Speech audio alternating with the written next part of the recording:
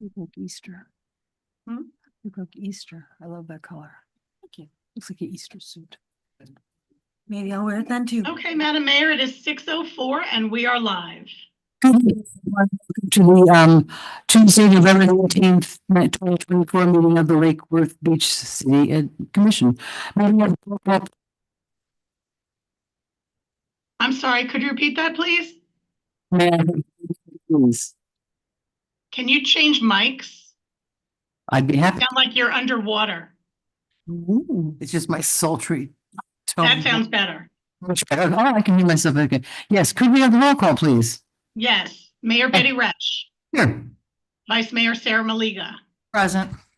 Commissioner Christopher McVoy. I'm sorry, did you say so, Commissioner?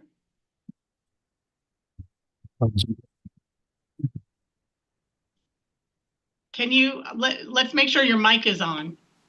It was. Oh, okay, I heard you. Commissioner Mimi May, I'm here. Commissioner Reynaldo Diaz. I'm present. Okay, great. I'm going to leave the moment of silence followed by the pledge with Commissioner May.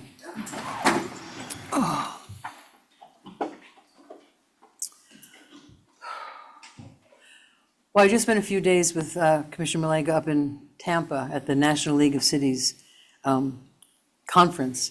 And it was such an incredible experience because we realized that the level of responsibility that we have for all little municipalities around the country is so great. And the trust is so necessary.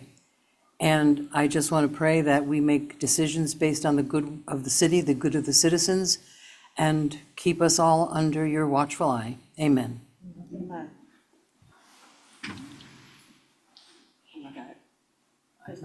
I pledge allegiance to the flag of the United States of America and to the republic for which it stands, one nation, under God, indivisible, with liberty and justice for all. The teacher. Taylor's yelling at me. For as many times as we do it, it is possible to suddenly go. I Fine. just went Yeah. blank. Yep. I actually I was gonna start the Our Father for some reason. And I was like, no. My prayer wasn't good enough?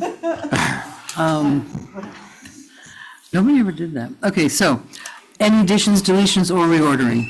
Madam Mayor, no one's going to be here to accept the proclamation. They're all at the Smart Ride, so if you wanted to move that to consent. Oh, you are here.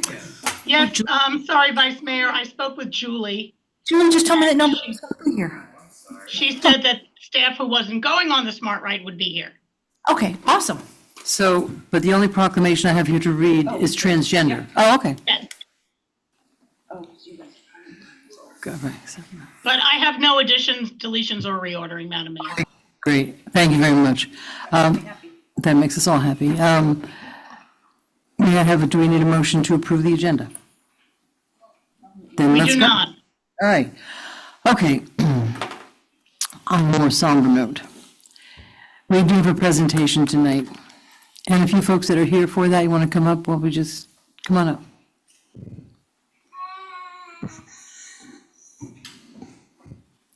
Transgender Day of Remembrance, TDOR, was started in 1999 by transgender advocate Gwendolyn Ann Smith as a vigil to honor the memory of Rita Hester, a transgender woman who was killed in 1998.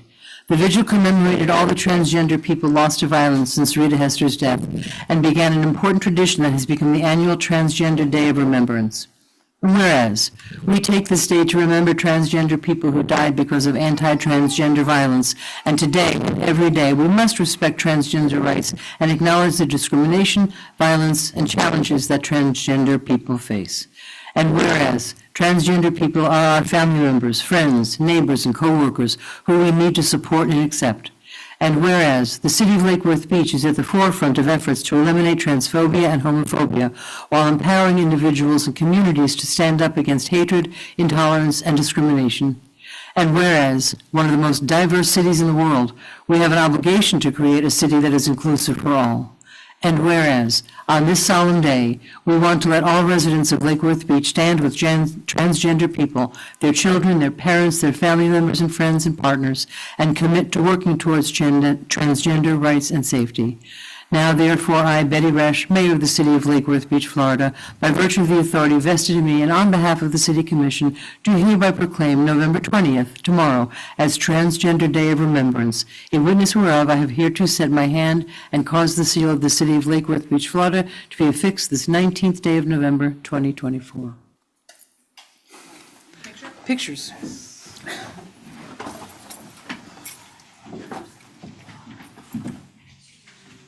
I think you're putting shoes on like I normally am.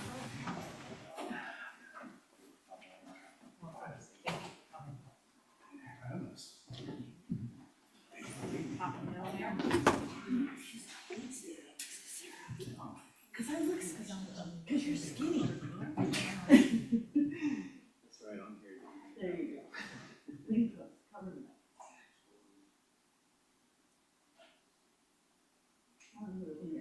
I can go next and then I'll go last.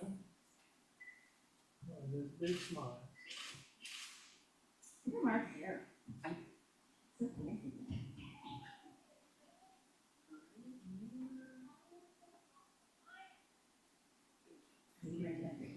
Thank you very much. No, I'm sure. Yeah, I'm so glad you're here. Thank you. Thanks for coming out. Don't break a leg.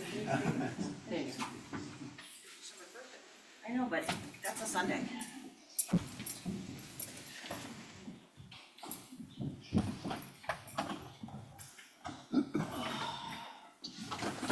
Okay. Public of non-agenda items and consent agenda. We have a couple. First, Ed Grimm, 419 South K Street.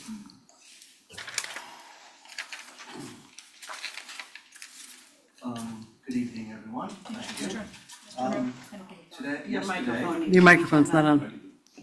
Hello? There we go. Yeah, there you go. There we go. Don't forget to introduce yourself. Edward Grimm, 419 South K Street. Yesterday, I purchased 2 business licenses for $200 a piece.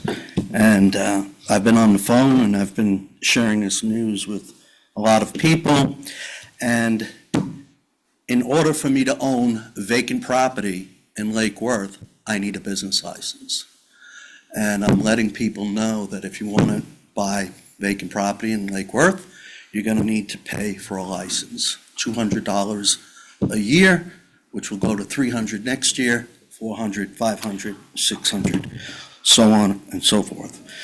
I've tried to come here before and tell you that this was originally a private industry ordinance that didn't work. You got rid of the people and you're trying to make it work. I need somebody to explain to me the $400 that I paid yesterday. There was no chore on your part. There was no work performed. There was no service given to me for the $400 I gave to you. And I think it's a little awkward that people should know that you can't now own property, vacant property, in Lake Worth without a license to do so. I received a threatening thing. We all know about notices of violation, how they tell you you're going to do this or else, $250 a day, and we'll take your property. So if you don't go get your license to own the property, you'll take my property away. I don't think there's any fixing this thing. It was a corporate, greedy corporate idea, not a government idea. It's not the way government should behave.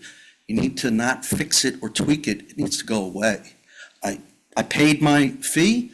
I think it's irresponsible that I also had to surrender my rights, my property rights in doing so. I had to hold harmless the city now for trespassing on my property. You're free to go there. I can't stand my ground. I can't do anything like that. So not only when you invest here will you be forced to pay for a license, you simultaneously surrender your right to privacy. So in the order, letter K says, I hold harmless any person from the city that now trespasses. Now, I get it. I understand that that's now my problem, and I'm not going to defend my property from trespassing, but 99% of the people that are paying this don't read the ordinance. They don't know that they surrendered the right. And I wish you wouldn't send your staff to people's properties thinking they have the right to trespass and owners may not understand it. I think it's a recipe for disaster. I would like you to rethink that whole thing. Do not take away people's property rights. Do not make them pay for licenses to own property.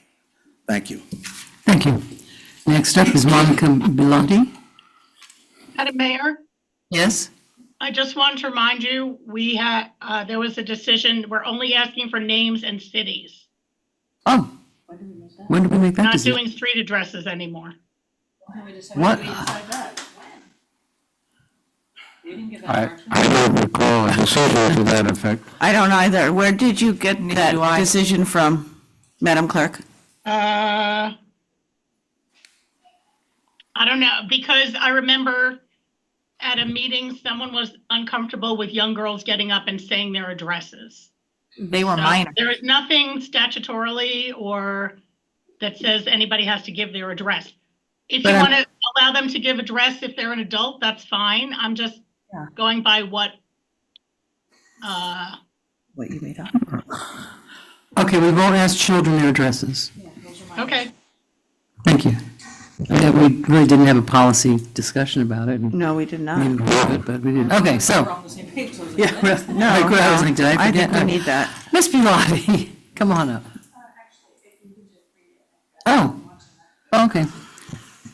And you've sent an email as well. FDOT has not planned to add crosswalks or crossing safety measures to North Grade Elementary across Federal Highway resurfacing project. 9th North is dangerous, and so is 10th North. I have contacted my Commissioner Mimi, Commissioner and FDOT. Update, please. We don't respond but we're paying attention to it. Yeah. It's like the Oz, the Great Wizard of Oz, DOT. So your comments were noted, so thank you. He doesn't like it either. Todd Townsend.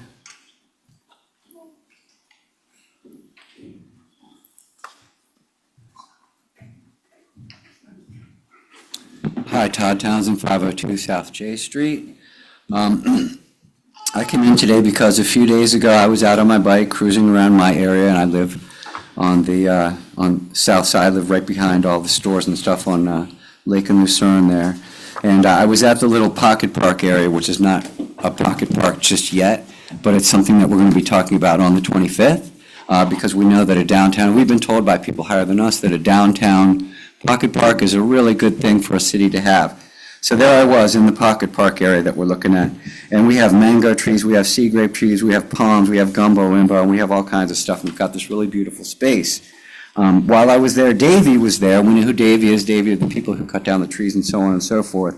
They had just completed an estimate, and they were sent by the CRA to do an estimate to cut down all those trees, to now put one of these houses that have to be moved. Of course, that wasn't mentioned in any of the plans, but which actually makes all of the plans a bit suspect.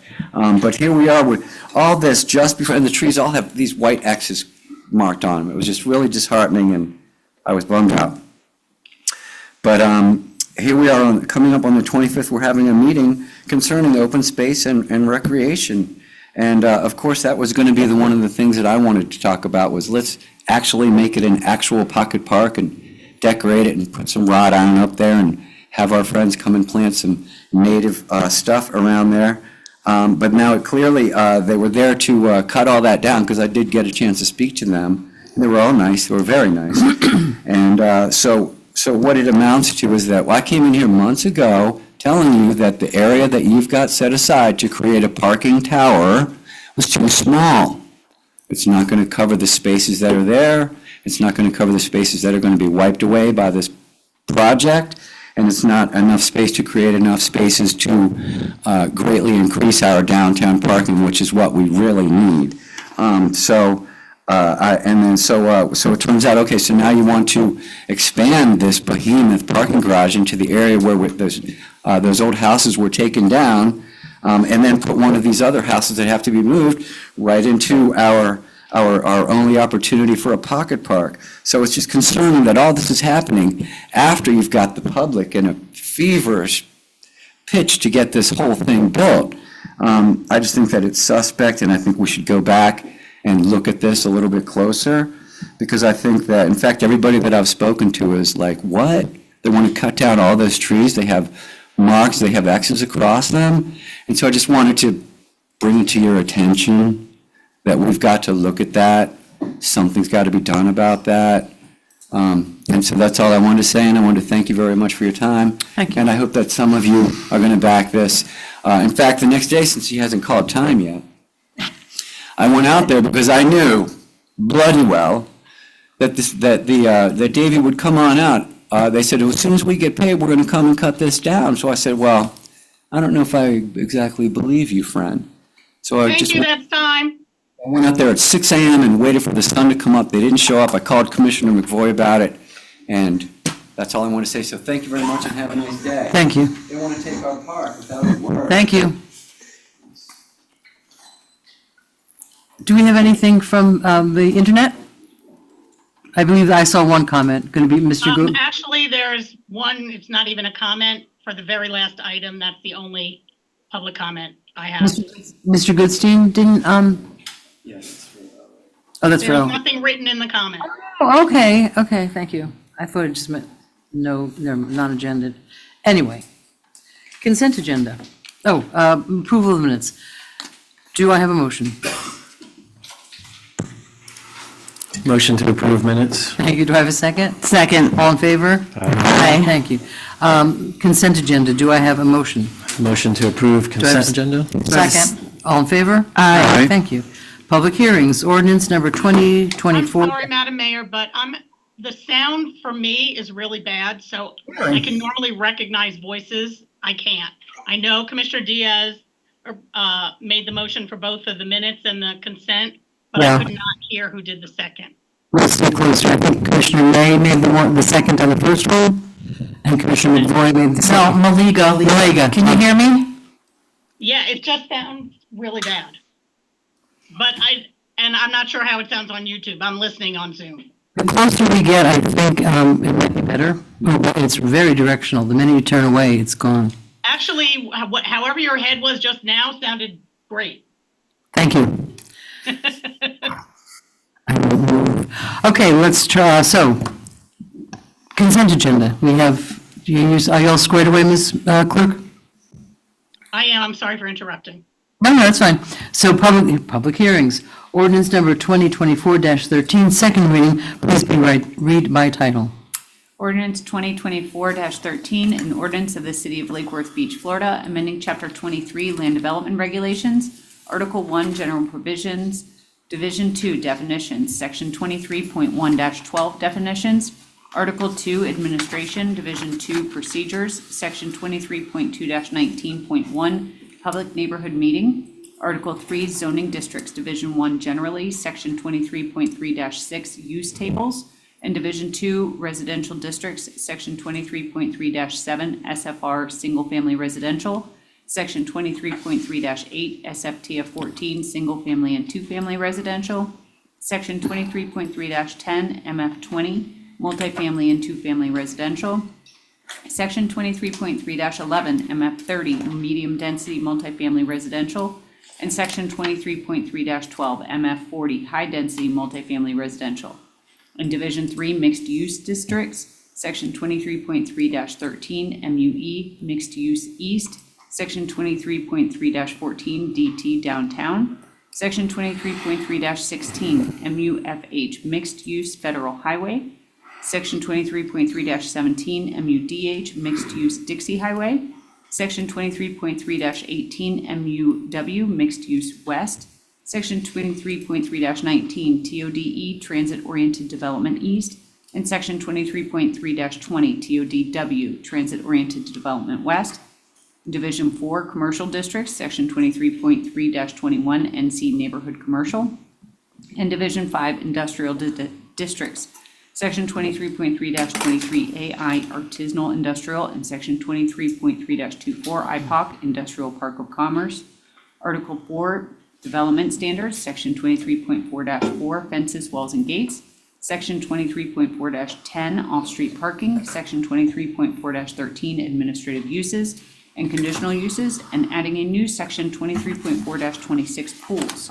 And section 5, or article 5, supplemental regulations, section 23.5-1, signs, and section 23.5-3, nonconformities, and providing for severability, conflicts, codification, and an effective date.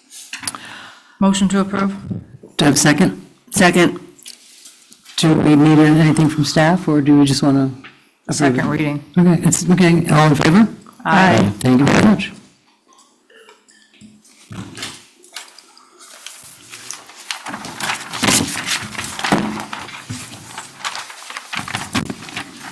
Unfinished business. Finalizing the projects of the Ackman LLP and Capital City Counseling LLC, the city's lobbyists will present during the 2025 legislative session. Do I have a motion? Are we not going to hear from, Well, we'll have a motion second, then we can talk. No, there's no motion. No motion? You're Okay. just gonna finalize what projects are, Okay, and there is a presentation. okay. Let's have, Mr. Rosenstein is on through Zoom, and Mr. Pinsky is, okay, great, thank you. I wasn't told we were going to have a presentation. Sure. You have the floor. Okay, if you guys can hear me. Good? I'll turn it over to Jared. Richard Pinsky on behalf of Ackerman. Yes, Tom. Oh, I can operate, or you, I much prefer an operator. It's always good. Good to have an operator. It's good to have an operator, but Jared, I'm afraid you're gonna have to rely on me. So Richard Ackerman, I'm gonna turn it over to Jared Rosenstein to walk through a couple of these slides. So Jared, can you see the screen, Jared? I can, but what I'll do is I'll follow along myself. So hold on, let me just open it on my end. Give me 1 second. Jared, you could actually share your screen if you want and run the presentation. Ooh, I could. That's very advanced. No, I got it. Hold on, let's see if I can pull it up. Hold on 1 second. Go like this. And that would make him the operator. Yes. I would be the operator. So in the meantime, while Jared's getting ready, as you each know, we, both Jared and I participate in one-on-one meetings with each commissioner, and each commissioner separately expressed what their priorities were. I would say most of them were the same, similar comments as far as funding needs. We did have staff from department heads as much as possible.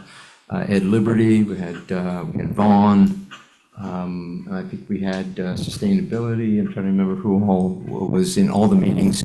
And so the comments, there were probably 15 or 16 different subject areas that we covered. And if they didn't necessarily translate into a legislative ask, they were certainly insightful to understand where each commissioner and now collectively you want to go. So that was very helpful. We called down afterwards, we met with your acting city manager and discussed how to call that down and turn that into an ask that hopefully will be productive. And so that's what Jared and I are going to review with you. I'd like to say it's a long agenda, but actually there's only a couple of areas that probably will be productive, particularly after today's comments at organizational session from the House. Jared, are you ready? I'm ready. You guys can hear me and you can see my screen? Yeah, so right now there's a picture of a handsome guy, and then you, Jared, also.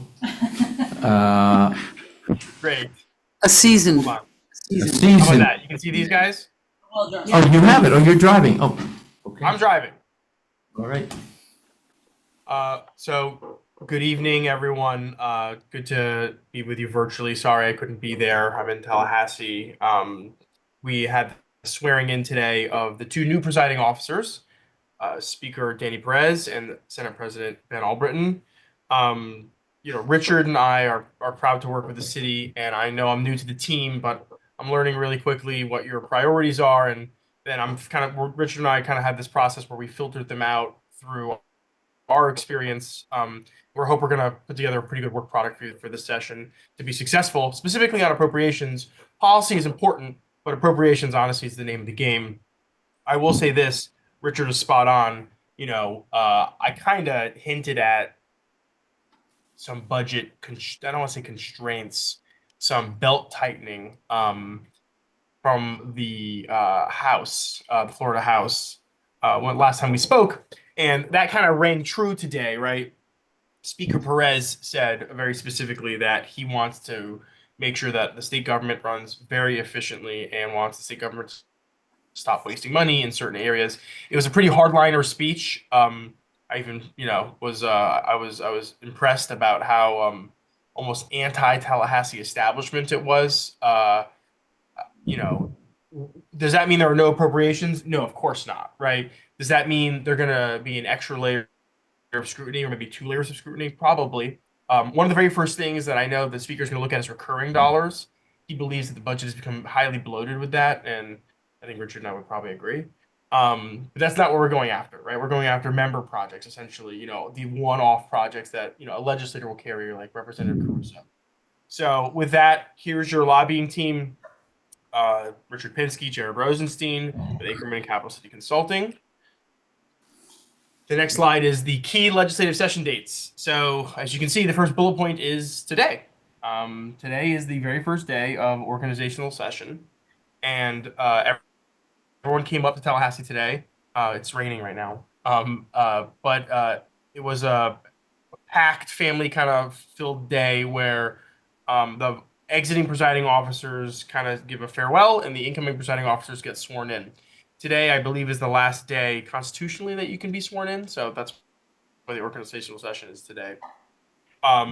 You can see the committee weeks here, right? Some of the committee weeks are bifurcated, where there'll be a week 1 for just the House, and then there'll be a week 1 for just the Senate. It's interesting the way they do that. It actually keeps a lot of pressure off of Tallahassee because week 2 and week 3, as Richard knows, a lot of folks are in town. You get both the House, you get both the Senate. January 24th is the bill drafting deadline. So that is the last day that a member can file a bill, put it in the system called Legis, which is what they use up in the House and the Senate, and have the bill drafters holding it essentially as a draft. Then you see February 2nd, the governor furnishes the proposed budget to the House and Senate. So every state agency does something called an LBR. It's a legislative budget request. That's essentially how state agencies get their funding. DOH will ask for money. DOT will ask for money, Department of Transportation, DOH being Department of Health, Fish and Wildlife, DEP. And they essentially make budget asks to the governor. It's highly coordinated. And then the governor takes their budget asks, puts them into one condensed package. It's his version of what the budget bill should look like. He then proposes that budget to the House and Senate. Then you have a 4th committee week, a 5th committee week, 6th committee week, and then February 28th is the deadline for filing a bill. So that is, it could be a draft in January, but on the 28th of February it needs to be filed. So we'll know what almost every bill really looks like at that time. Now that's barring committee bills and other special wacky parliamentary things, but essentially every base bill will be filed at that point in time by a member. And then March 4th session begins. March 4th at noon is when everything is essentially locked in the system. Those bills are done. And April 22nd is an interesting day. That's when it's the day 50 rule, and that's when certain committees stop meeting. It essentially expedites the process in the last 10 days of session so they can really focus on the budget. Some committees can be called at that time if there's a bill stuck somewhere, or they can root bills out of committee using a parliamentary procedure on the House and Senate floor. But essentially, post the 50th day, it's heavy budget-related time up in Tallahassee. And then May 2nd, the regular session ends. Historically, since I've been in Tallahassee, we've run the clock over a couple times. So there can be a day, 60 plus 1 for session. There could be a day 60 plus 2. I was there when they adjourned without a budget. That was exciting. But it's been pretty consistent under Governor DeSantis that they haven't really run over. So I anticipate sine die, Latin for end of day, when they end the legislative session, will be May 2nd. Now, places your bets on if that's at midnight on the 3rd, or if that's at 5 p.m. on the 2nd. I hope we have a smooth budget process this year, and it is 5 p.m. on the 2nd. An important thing for you guys to note, I know you're highly educated on this, Palm Beach County Day. The city should plan to attend Palm Beach County Day on March 4th and 5th. That's essentially, we go back to this slide, first day of session. It always is. Something that Richard and I spoke with you guys about, it should not be the only time you guys come to Tallahassee, right? Again, it's great to go, and the mayor said this best, and get your photo taken and, stand around. But you want to get real advocacy done. You want to really talk about items when there's not 1,000 Palm Beach County people in town, right? Taking up all these members' time. I would advise us to go, you could either come on a committee week, which is now, right? Or, any of these weeks, February, January, or you could come post when session starts, which is, March 4th. But some folks should come to Palm Beach County Day, but again, it should not be the only time you come to Tallahassee.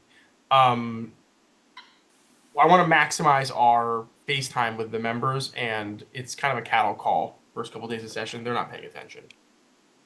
Here's our budget update. So it's funny, I made this PowerPoint before the speaker was sworn in, which is why he's in this memo. He's the speaker designate. Now he's officially the speaker. But you can see the roots of the budget philosophy that he has here, right? So it says that, we have spent taxpayer funds excessively and indiscriminately the last few years. Member projects in the House budget have grown from $174 million in 2019 to $1.3 billion in 2024. That is a 645% increase. As elected officials, we should not be asking how much of the public's money can we spend.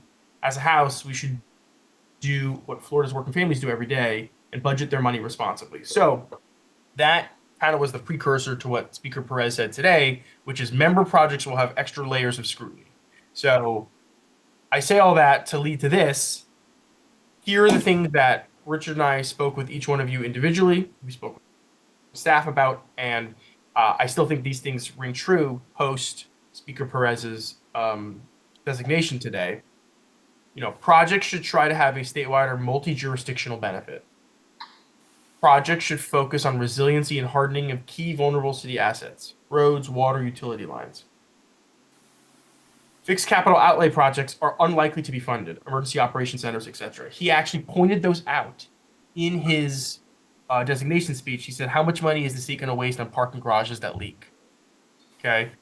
Now on hardening projects on utility facilities and well projects that don't fit into DEP, into the DEP wastewater grant, they will be looked at more favorably. And that's one of the projects that we're going to be talking to you about hopefully tonight. Water projects are going to be important to Speaker Perez. They're very important to the Senate President, who spoke less about the budget and more about policy. It's pretty interesting. Speaker Perez was heavy on budget. President Albritton was heavy on policy. The DEP wastewater grant is going to be something that we just need to track, see if they expand it during session. If they don't, we'll have to run a water project, which we're prepared to do so. And then the city's DEP wastewater grants should be, again, Richard, I keep hearing from the governor's office, it's late December, early January. The last bullet point, just to remind everybody, any project cannot be reduced below 50% of its original amount. That is per the House rules. So if you put a project in for $300,000, you could walk away with $150,000, which is still a win, but it can't go any lower than that, right? So in our conversations with you guys, we were just strategizing on the dollar amount. What is a healthy amount to make a significant dent in a multi-jurisdictional project that benefits the city, right? That won't be ridiculous if it's reduced to the 50% mark. And here's our contacts. And we're happy to take any questions and discuss further. Yeah, I guess we're all wondering what was narrowed down to.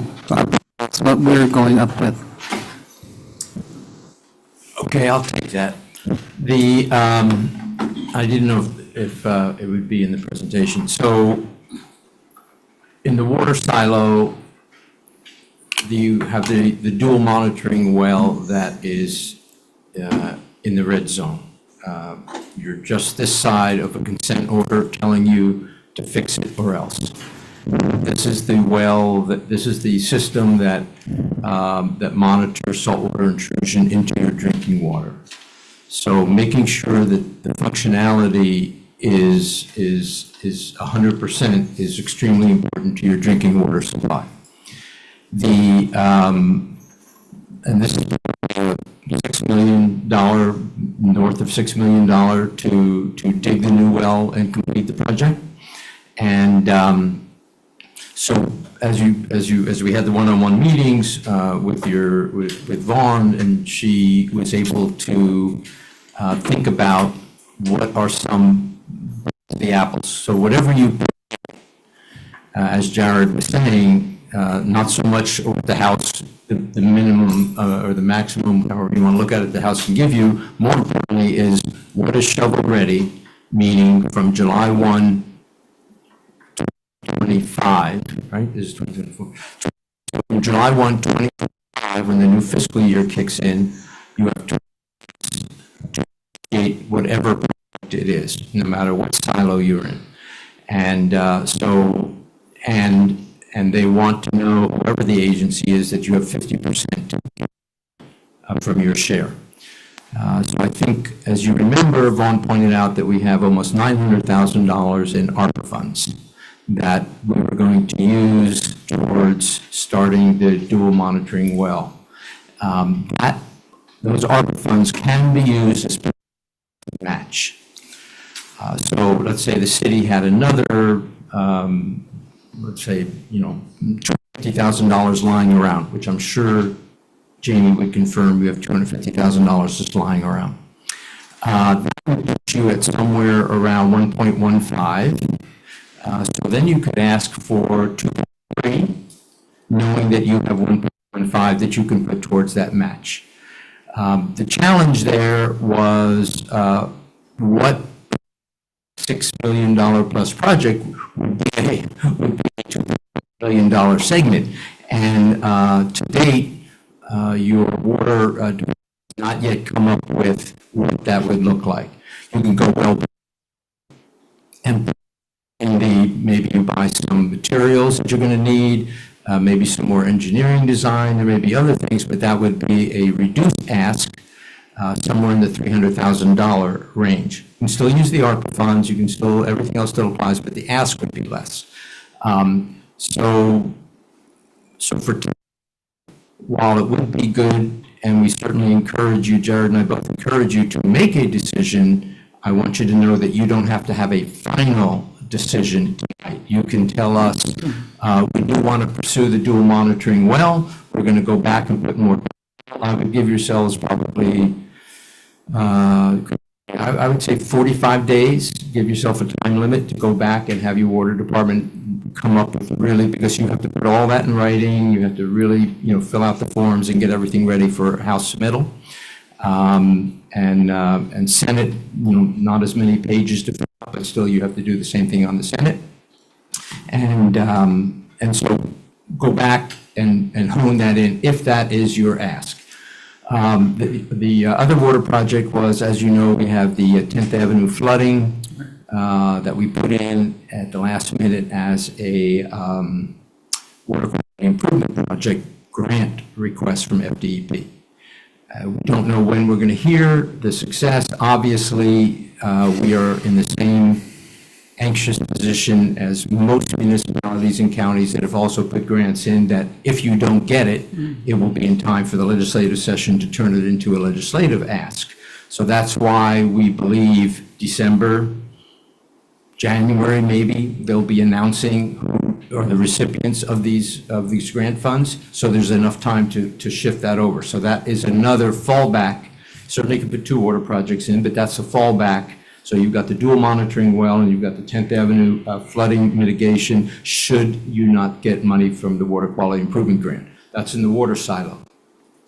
The road projects and all of those other items that we discussed in possibility, as you know, Commissioner Diaz is on the TPA. And I heard somebody mention a project this evening, something to do with North Grade Elementary. That's a TPA project. You should be playing in that TPA arena and get some. I think they approved the list for this next year in July, and it's coming up at your next meeting to finally ratify it. So you want to check and see if any project has fallen out, and try to squeeze in your 5-year, squeeze at the last minute. It's not the first time a community stands up and says, one more project, and squeeze it in somewhere. They may have extra funds. But isn't that a DOT issue? I mean, it's a DOT. It's an FDOT issue. Or it could be a local project, a local initiative project. There's, in the TPA, there's 3 silos. So you'd be in the local road project or something that you're doing with FDOT. So where that falls in, I just heard somebody say. So that leaves you with the other issue, and that was the Emergency Not Operations Center.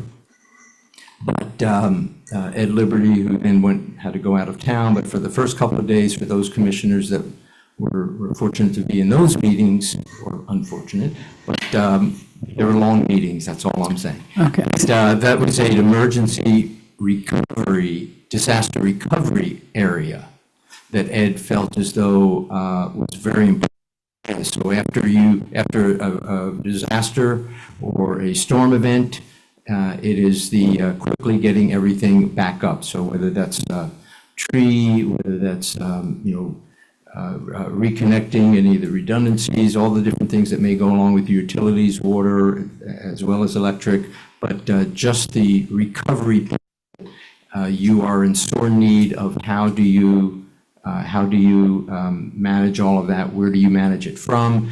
And so we asked Ed where he does it now, what's been happening in the last few years in the storms. He said we stage over at State College. Right. And so, again, think of it as another 45 days that you get another bite of this apple, and ask Ed to see if we can put some more meat on that bone to find out, did you actually contact the college? Are they willing, whether that's leasing land, whether that's dedicating land, but now you have and to Jared's point, you now have a regional project. Now, it's just not your initiative, but it could be all the surrounding communities that would all share that regional disaster recovery area at Palm Beach State College. So, and I'm trying to think, I think those were the 3 issues that we believe are the most doable. So the dual well, I see lights on, but so the dual monitoring well, number 1.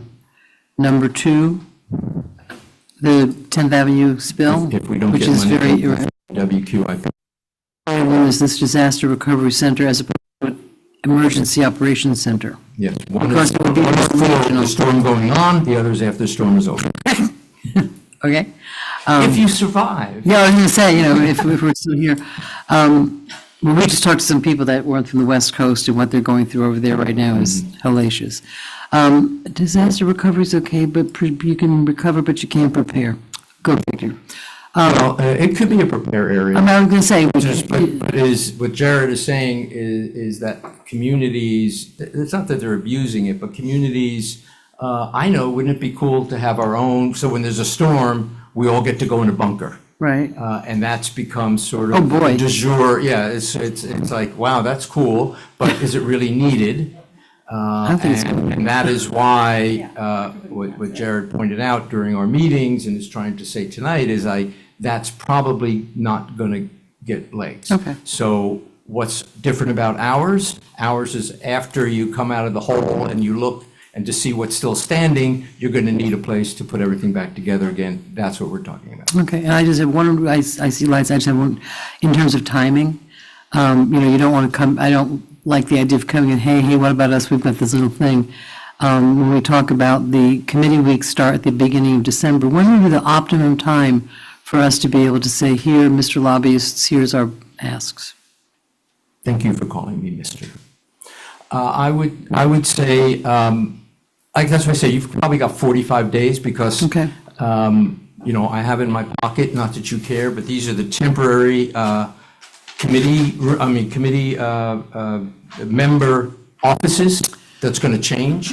So, and what Jared didn't say, while the speaker was being so fiscally conservative, he was doing it in a building that's only being 40% used right now because there's a $250 million construction project going on, redoing offices and making government really a great building. And so I was just thinking, wow, how many member projects could we get if we didn't spend the $250 million on that building? But there we have it. Oh, Mr. Cynical, Get that out. you did a fine job. Yeah, a big ribbon. The governor's office is not operating in the building. The entire production is all closed off. Really? Oh, yes. That's correct. That's correct. Everything is shut down. So where will they have punished? It was a madhouse today. Just in general, do you think it's a good idea for us, because again, relationships are So, important. with so this. I'm sorry to interrupt, Mayor, but Go ahead. to the point was, those things are in such disarray, and so while the speaker, you still have the Senate, who's still operating under the old, you still have time. I spoke to, by the way, Mac Bernard, our new state senator, spoke to him today. I did speak to Deborah Tendrich today. They're both anxious to jump in to help, but they don't even have the forms printed yet. So to say that we have to get this done by the And they're first or fresh. second committee week in December, it's just not the case.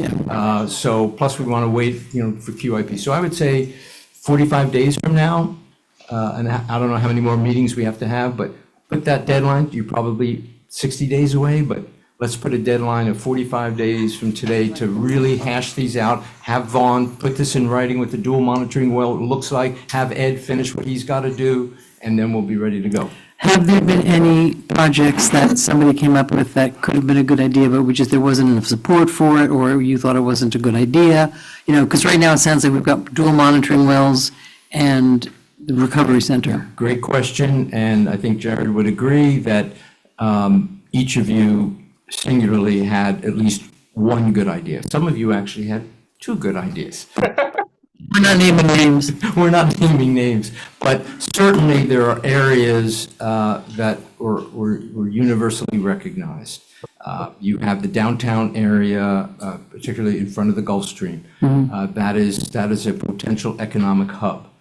Crafting that into an ask was a challenge. Certainly the golf course, but there's too many unknowns. So there were great ideas and being mentioned, one, Lake Worth Playhouse. I mean, there was a lot of good ideas, but when it comes right down to how do you turn them into a regional legislative ask, and then a regional legislative ask that has a potential of being successful, and plus, Representative Crusoe has 12 different communities. So at some point, do we really believe Lake Worth Beach is going to get 2 or 3 projects? Right. So we also have to be thinking of what is our top. Just need to put all our eggs in one And basket. then when someone looks Jared in the eye or looks me in the eye and says, okay, you're going to get one, which is it? So you've got to be ready. So that's how we've arrived at a more abbreviated, but what we believe are a successful potential project. Thank you. Mr. McVoy's light was on. I see Mr. Brown's light is on. Mr. McVoy, would you defer to our city manager to start out with? I think I would. Thank you. Thank you, Commissioner. Just kind of going off of what Mr. Blaine was just saying, and Commissioner McVoy had the luxury of being first with the one-on-ones, because we had all staff in there. And we kind of, It whittled down after a while. well, yeah, because we had Nellie, our IT director there as well. There's, cybersecurity. There's a lot of different things that we kind of had out there. But as we spoke with both of our lobbyists, Richard and Jared, you kind of realize what is going to fly and what's not. So you kind of whittle that down pretty quickly. So that's why not as many staff was in the subsequent meetings with each of you. Nobody, I had Vaughn from water, like, we're doing dual, But, you know better than me. But I was going to speak after you guys all spoke, but what we're really looking for tonight, because staff is already working on the three that we kind of went on right now. So we're going to be ready for this. We're just kind of looking for a consensus from each of you that you're okay with us moving forward with these particular projects that we kind of whittled down based on what they feel would actually have a chance in getting some funding. So I just wanted to mention that as you guys go into your comments. That's why we hire the experts. Mr. McVoy. Thank you. Couple of questions, maybe some comments. I'm sorry to interrupt. Can we try not being so close to our mics? Because it First sounded you want really bad. into the mic, and now you don't want me. It's very demanding. Yeah, I know. I'm sorry. I don't know what it is. Darian's coming tomorrow morning, but it's on YouTube and on Zoom. No, that's fine. Sound check. Is They're not great anyway on YouTube, I have to be honest, but this good? No, back away a little more. back up. Is this better? Yes, actually. Yes. Okay, good. I will try to I will follow the mayor's direction. I won't move as best as possible. Thank you. That's a first. Couple of things on the monitoring well. That is for us, because of the requirements coming at the state level, it is a big deal. It's also expensive, so, and my question is, do you see, and I guess this is to both of you, do you see a way to put that in the slide multi-jurisdictional? And I would guess that the obvious answer is that we do supply water outside of the city of Lake Worth Beach, so, that's multi-jurisdictional. Is that likely to fly? Okay, I'll start. Jared may want to comment. So multi-jurisdictional, regional, definitely one of the criterion. Drinking water is a priority item for DEP, the legislature, the governor. So something that is impacting your drinking water supply 100 times more important than water. So the fact that you are in the drinking water and you have an economic benefit of not just who you're currently supplying water to, but you are also looking at other communities that may be looking at your water supply. Yeah. You cannot pull your city up by its bootstraps if you do not have the basic, which is we're going to make sure there's never any saltwater intrusion. If you don't get that one done, why is somebody going to look at you as a potential supplier? And I had thought of that earlier, that we are looking to expand, a major expansion, and we should certainly make the case that this is one of the choke points. Not a choke point is that we have an RO plant that was designed from the get-go to be expandable. So we have that in place. So if we do expand to serve others, we definitely need this well. Now the challenge that I can see, and I'm sure we'll have some discussions with Juan at some point, is the one you raised. Okay, it's a $6-7 million project. What do you do? Well, we're going to drill halfway down, and that's our $3 million project.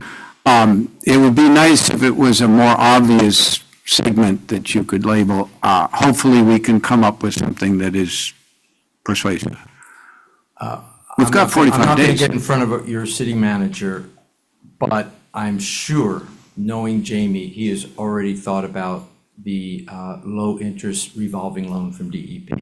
So if you are already you have ARPA money, you're putting your own skin in the game, and you just need a little bit of help, and DEP knows that you are willing, drinking water may even be forgivable, but at least a 1% loan, that you're willing to do that, and that's your commitment to making sure it gets done and gets done quickly, that makes a good narrative package. Yeah, okay. No, that's what I was looking for there, was can we come up with something that you both feel is a good narrative, a sellable package, because that's our task here.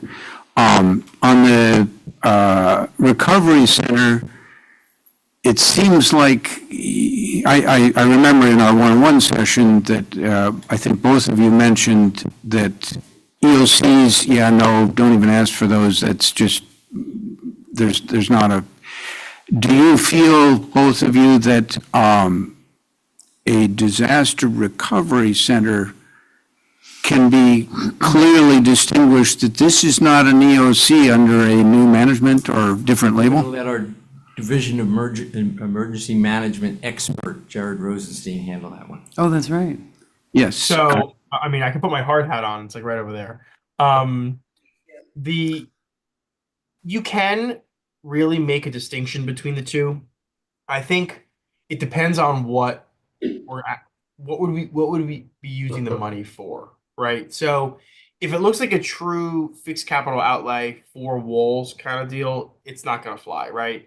If it's for, I'm just talking hypotheticals here, the acquisition of land so we can pre-stage emergency response vehicles, like that kind of thing, it's a little softer. It's still not great. I mean, the emergency management appropriations are very slim and very few between to get.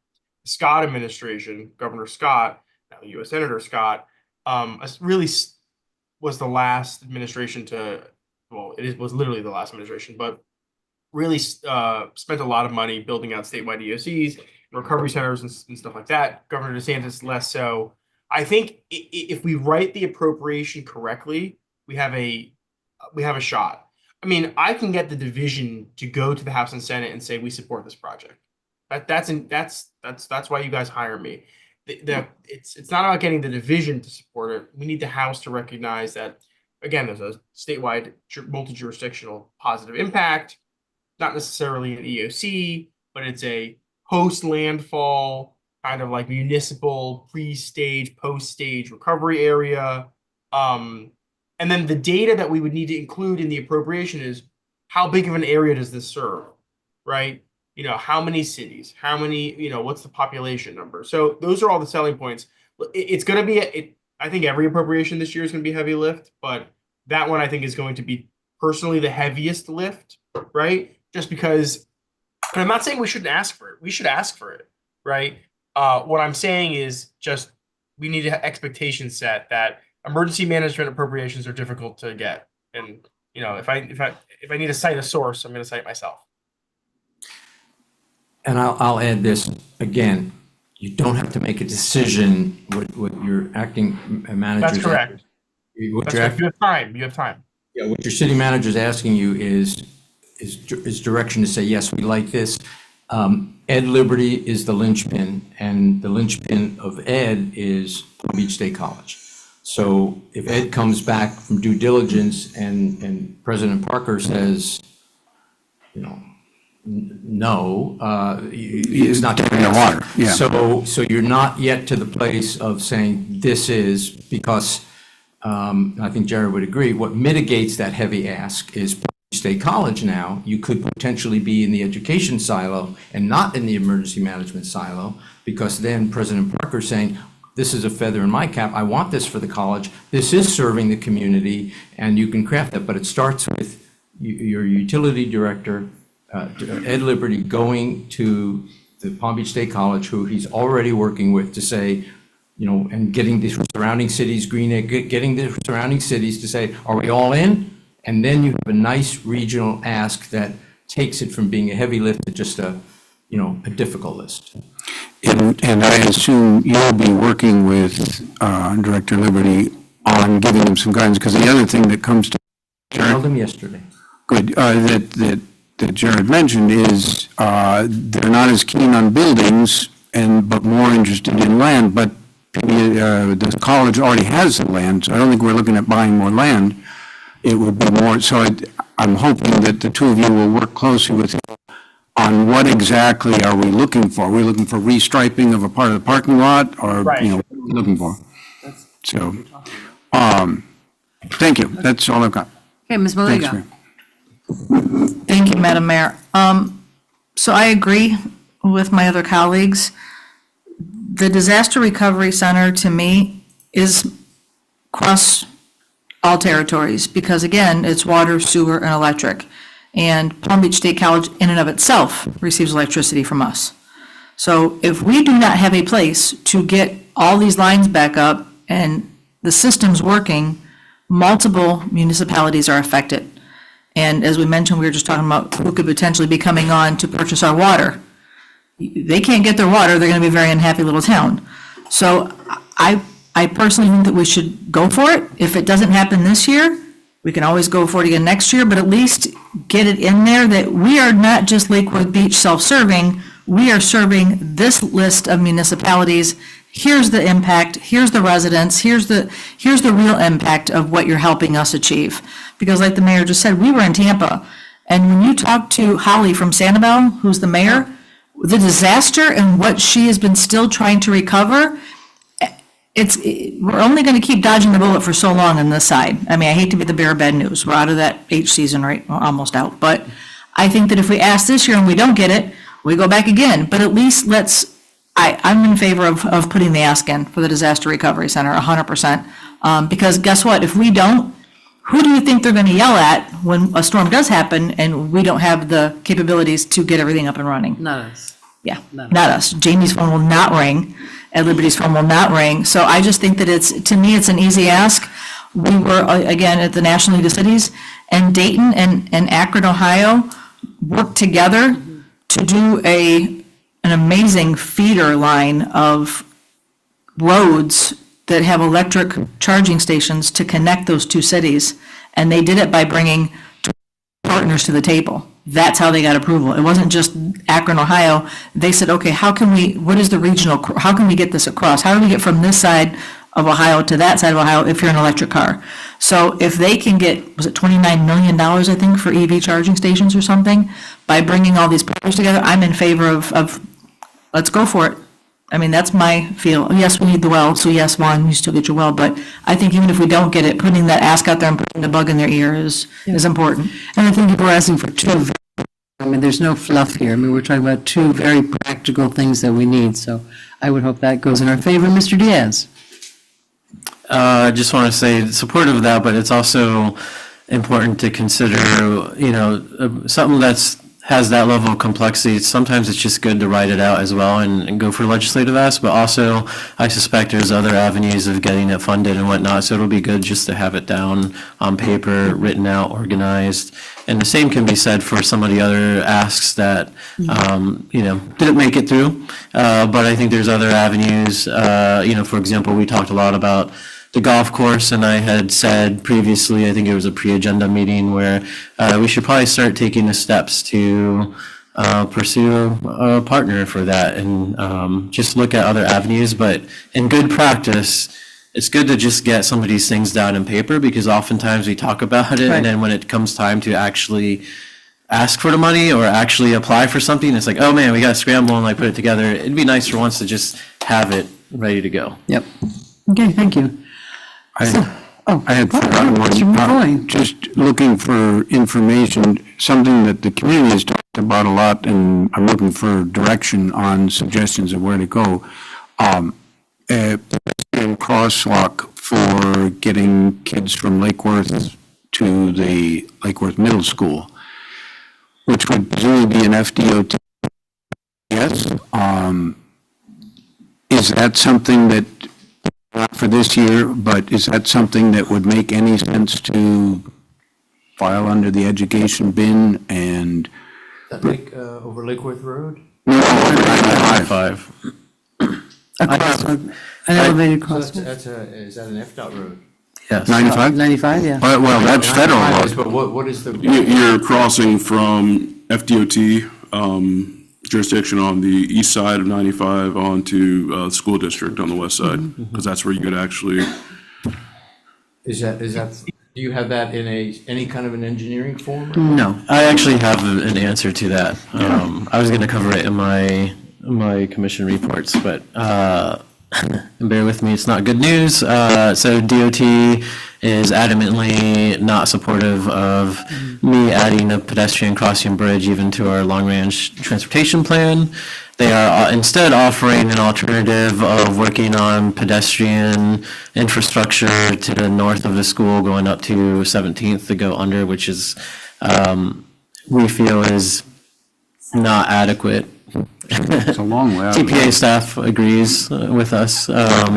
So right now, they've kind of drawing a line in the sand and they're saying they're pretty hard against it, but it's not a fight that we're giving up on just yet. Is the TPA TAC looked at that? Has that come to the TAC committee? I don't think TAC has, but TPA staff has. It's been discussed briefly at the TAC level, but we were dealing directly with staff first because in my conversations with DOT and with the school district, I mean, it's a very tricky thing, especially when you're talking about that kind of money to actually put a bridge over I-95. There was one things like years that. ago. That was taken down a few years ago. Yeah, and then you have the issue with the coming into school Where do you district come in? property in the middle of a campus. And Okay. is that going to be a closed pedestrian bridge? Like, how can you make sure it's only gonna be kids accessing that, and not random people? Because it's a little strict getting on school campuses these days. It's a little strict. Yes. And I wonder where the eastern terminus would be, because it's essentially residential there. Correct. So there are a lot of different things that kind of went along with that. And I have to wonder, and I mean, it sounds like a great idea, but do we know how many, if any, children have actually been, how many accidents have involved kids? As dangerous as it seems, how dangerous has it actually been, in fact? I wonder. Just a thought. Okay, so, is your light off now? Sure. Do you have, I'm getting there, yeah. So do we know where we're going? I think it's pretty clear right now that the two things that you're talking about, three, are there. Yeah, I think, Jared, I'm clear. I mean, again, to Commissioner McVoy's direction specifically, I've already been in contact with Ed, and we need to flush that out, and it's doable, and I agree. No, with the Commissioner flush Diaz. is with Vaughn. Vaughn is the This water. is more charge. Oh, yeah, I'm sorry, with the recovery center. And we'll wait to see on 10th Street and 10th Avenue North, and so I'm pretty clear. Okay, and I just would like a little guidance, not necessarily now, as things unfold. When the best time, you talk about Palm Beach County Days, which we've not gone to because we kind of thought, we've been told it's like not as effective. Which is, has its own merits, but it's a long ride up there. We would like some guidance on what the most effective time for us to go. Is it earlier in the season, later in the season? There's legislative days, but that's the Florida League of Cities. Yeah. But- Yeah. But for us, I would I'll like, let if you Jared let us chime in. know. I usually like early, so when Right. the ask is in. because, Exactly. The member introducing it is okay, but as you know, in the past, we bring you into the staff. Mm-hmm. So whatever committee silo you're in, we have you meet with staff and explain it to staff, so when they're reviewing the project. So they start culling those projects very early in the Right. process. So let's say. Culling, Culling, not calling. Culling, like, yeah. I think said that's it. culling. yeah. I was just- Microphone. Yeah, It was culling. It was culling. yeah, things are getting bounced. Yeah, well, they start weeding through them. So we should look at thank you, the earlier part of the, Yeah, okay. and sometimes even committee week. So if the project is in. that's what I was thinking, And the House says, have all your member projects in by, February 1st, let's say. First week in February, you're not in session yet, but committee week is okay too. Sure. The only thing about Palm Beach County Day is, as you know, just everybody, there's no time to sit with a member. Right. To really explain to them what that regional recovery center is, what that dual monitoring well means. Right. It's like, well, I got somebody, let's have a picture. Yeah. So, and that's a little bit towards. It's a cattle call. It's a cattle call, but Yeah. Well, I'm surprised when you mentioned that it would be a good idea to go there and do something else, because we've historically not gone up on Palm Beach County Days, and the less we can go, really, it's not fun. It's not fun. I don't blame you. Yeah. So we can make work. Okay, thank you so much for your time and your interest. We are looking forward to getting back with you and talking to you, and bring us a lot of money. I'm excited. Thank you so much. All right. Bye, guys. All right, thank you very much. Oh, no. I can stay if you need me to stay. Bye, guys. Good night, Mr. Bye. Vinsky. Madam Mayor? It's a long way. And to get to Atlanta, you have to fly to Atlanta and then fly. No, it's okay. I was just going to thank all of you for this process, obviously, but staff's already working with both of them, so we will be ready whenever they want to submit, so. Will you give us updates and water? Absolutely. Thank you very Yes, much. ma'am. Okay, Fourth Amendment to the Professional Services Agreement with Kenmore and Associates, Inc. for Carbon Neutrality Element Comprehensive Plan Amendment. Motion to approve? Do I have a second? Second. I have a light. Yeah, Ms. May? I just have a question. Sure. I don't know who can answer this, though. So it's $85,000, right? What are they gonna do for $85,000? This item was, it's William Waters, Community Sustainability Director. This item was discussed way back in February of this year, where we brought up a concept that sea level rise, climate change, and other issues related to carbon reduction have become very important across the whole world. And we have bits and pieces in our comprehensive plan. There was a report that was attached, a review of what could be included in our comp plan. There's quite a bit of data and analysis that is needed. And it will be an assessment of where we are with such things as our LDRs and how they could help reduce carbon production and improve climate change within the city.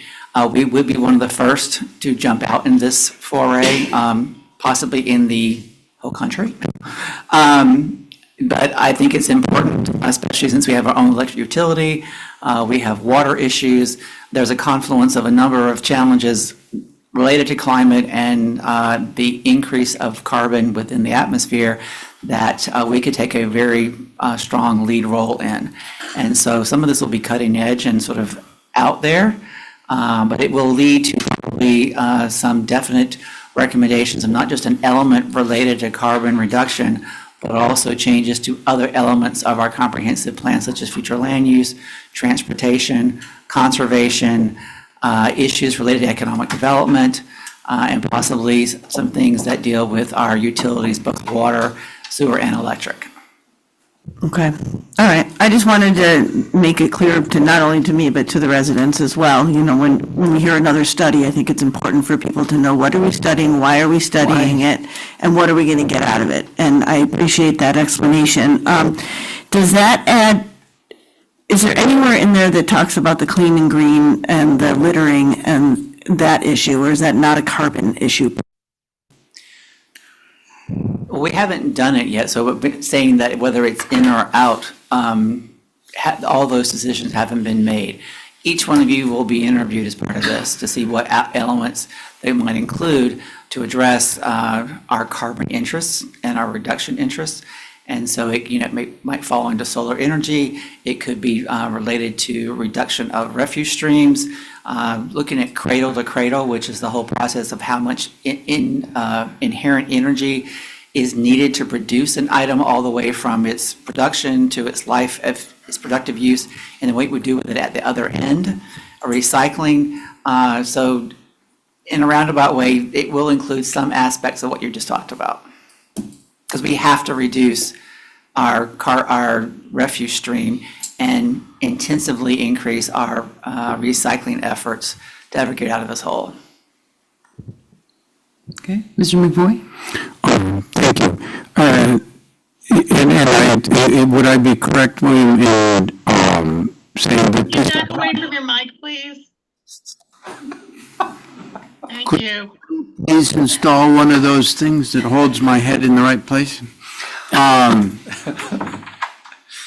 Would I be correct in saying that this is not a study, although there will certainly be some thoughtful, researching and writing, I'm sure, that goes into it, but the end product is to work on amendments to our documents. Yes. So it's not just a study, it's definitely not something that would sit on the shelf, it's something that would affect our... As we've incorporated with, I think it's gone out, I've incorporated with our mobility plan and also our open space recreation on. master plan. It's green, though. We'll just try this one. Can we put a little money into a reasonable, decent sound system? Because we're not there. Well, we are not there. anyway. You know, just talk really loud. Talk really loud, The problem is, then it's not on YouTube, but or the podium. Yeah, mine's not working, my microphone. None of them are.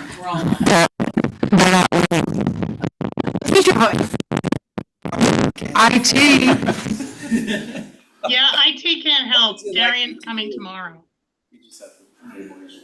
Oh, look, we have Nellie's, somebody. Well, I think our legislative ask is clear. Yeah, no,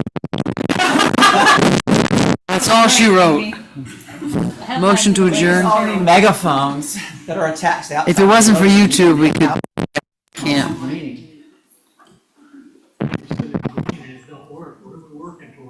Really? Yeah, no. Well, I'm gonna get lazy. It's, you know, we're gonna take a short comfort break, and we'll come back when the sound is on. The sound is on, Madam Mayor. You know, in Fernandina Beach, all the bathrooms are called comfort stations. See? there you go. Yeah, I thought it was cute.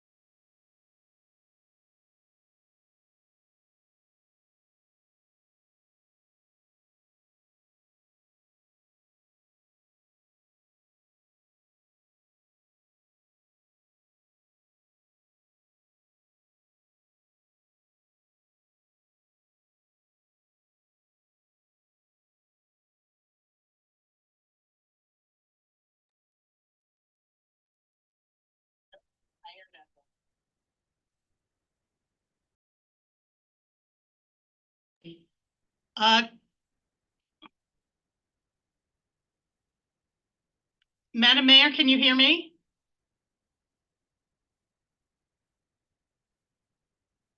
So I'll do like a whole. Melissa, can you hear us? Yes, I can hear you.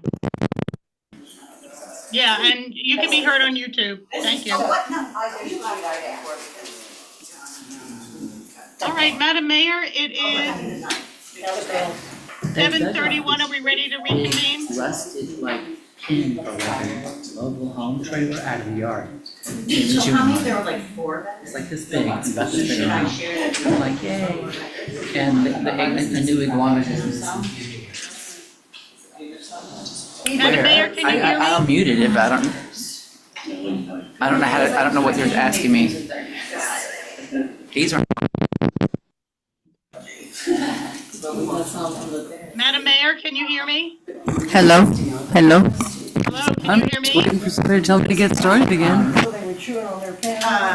Yeah, now an iguana again is torturing me because the iguana does know not to come down in the yard. But I have some stage shells so they can walk across from the main house to the guest house and then up and then just hangs out and taunts me. She's out of here. Hello, sir. That comes and lays.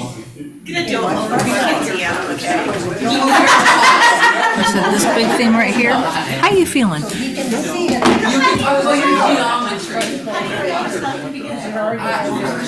No way.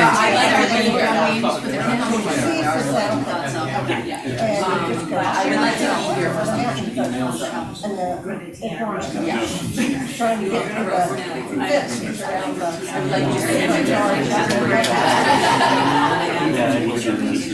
oh,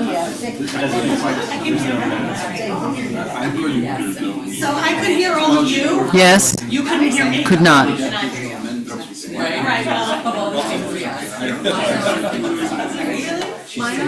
Are we ready to reconvene? Yeah? Just kidding. Where's Commissioner Michelle? Bye. Good night. Good night.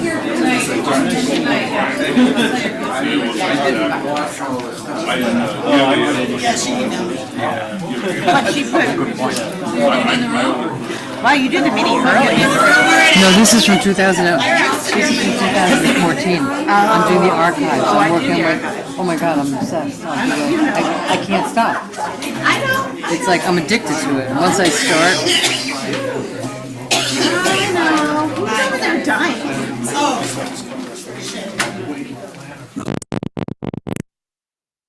Did you vote? I don't think there was a vote. I don't know. Yeah. You're the clerk. I thought we had, Motion, on B, No, I think I was in Right. mid-comment or there something. was a motion by Vice Mayor Maliga, seconded by Commissioner McVoy. Yep. Then you recessed. Oh, right, we didn't vote. what a I don't bunch know of if losers. anybody had more to say.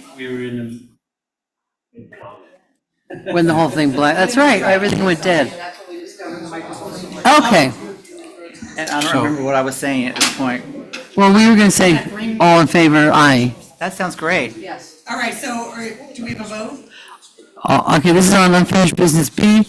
We have a motion and second, all in favor? Aye. Thank you. Should we turn this on just in case it decides to work? I think on YouTube. Well, this thing is showing that there's a little Yeah, bar moving back and forth that it's picking up some kind of sound. It's just not, Don't say anything you don't want recorded. yeah, this little. Don't let, I don't have to. don't let down your guard. New business. Down because there are like 5 people on Zoom for the next item. Oh, Uh-oh, I wonder if they can be heard. okay. probably not. Tell me yell. For new business A? No, she just said in general. No, she said for the next item. She said the That's next what I heard, item. too. She said there's 5 people for the next item. What's new business A? I didn't memorize this thing. ERP system. Erp. ERP. Oh. Erp. I heard a, That's probably my phone. I'm texting with your friend, my friend. Alex.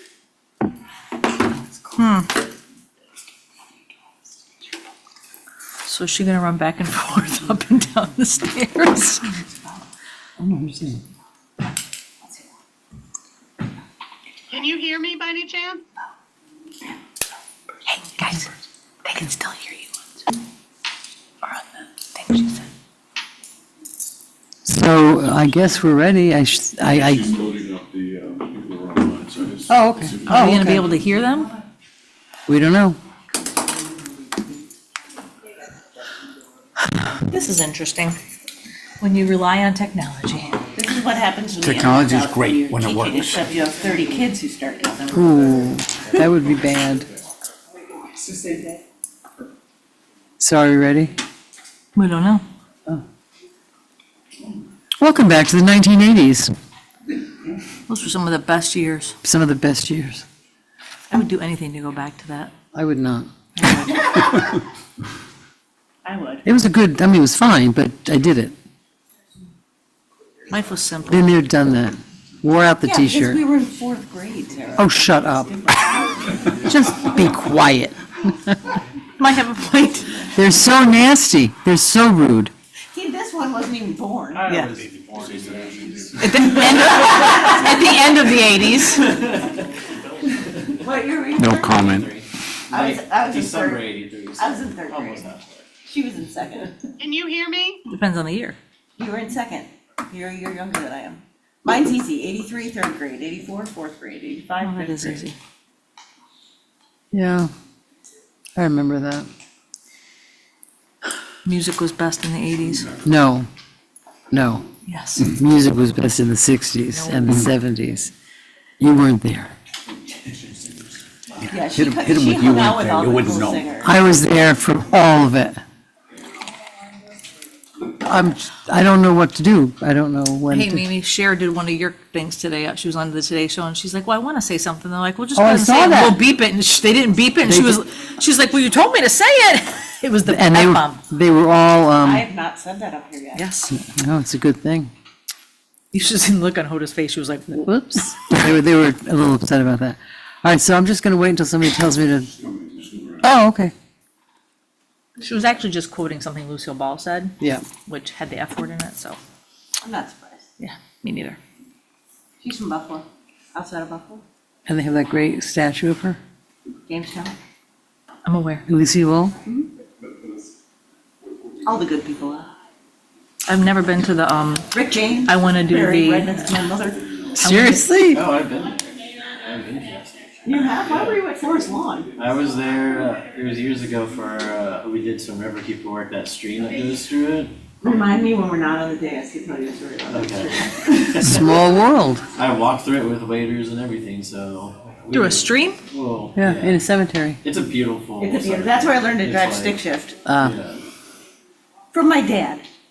they do them right up there for sure. But yeah, I saw the. It's beautiful. There's a cemetery in So, yeah, well, Boston. it's my mom and dad are buried right next to it. Oh, I'm sorry, I'm sorry, what? Okay, with the next item, which has 4 or 5 people on Zoom waiting, so you can ask them, can they hear? So apparently I can be heard on YouTube, but you just can't hear me. Okay. Ladies and gentlemen who are waiting to make comments, can you hear us? Please unmute yourselves and let us know. Can they unmute themselves? They should be able to, I promoted. All right, I see one. Can you hear us? I believe we can hear you. Can you hear Who's us? that? Justin Murphy? Can't hear them. Ms. can't hear Ms. them. Butler? Yes, I can hear you. This is Casey Butler, Central Square. I can hear you just fine. Thank you. Miss need Butler, to, can you hear? Go on camera and wave if you can hear us, seriously, because we can't hear you and we can't see anybody.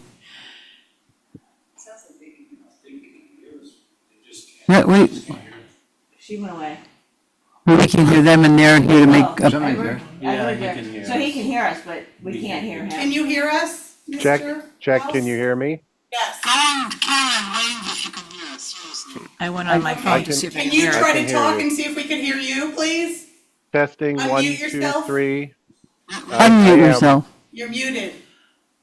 Good Lord. It's like we never even Can you hear us? He muted himself again. Oh, hang on. I can hear him on my phone. What? She logged into the YouTube probably. It's according, You're muted. So, but that's not going to work. Like you said, the delay is crazy. Yes. Well then. Bit of a Can they Kerfuffle. type, can they type the message in the chat box? Yes. I don't know if there's chat on here. There, Is this Zoom? There is no chat. Oh, really? Thanks for speaking. This little microphone on here on the screen is showing that it's getting it here. So they can hear us, we can't hear them. And the point of them being there is for us. So it's for the next item, the ERP, maybe, Is that what they're on for? ERP? I wonder if they can just chat. there is no chat.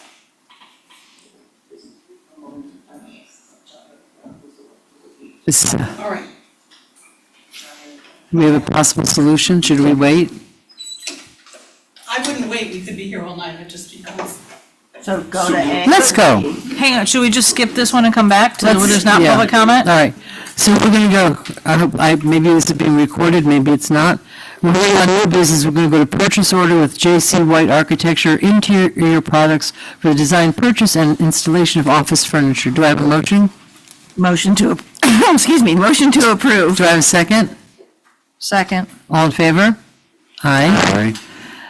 C, consideration of unsolicited offers to purchase city-owned vacant land at 711 Third Avenue South.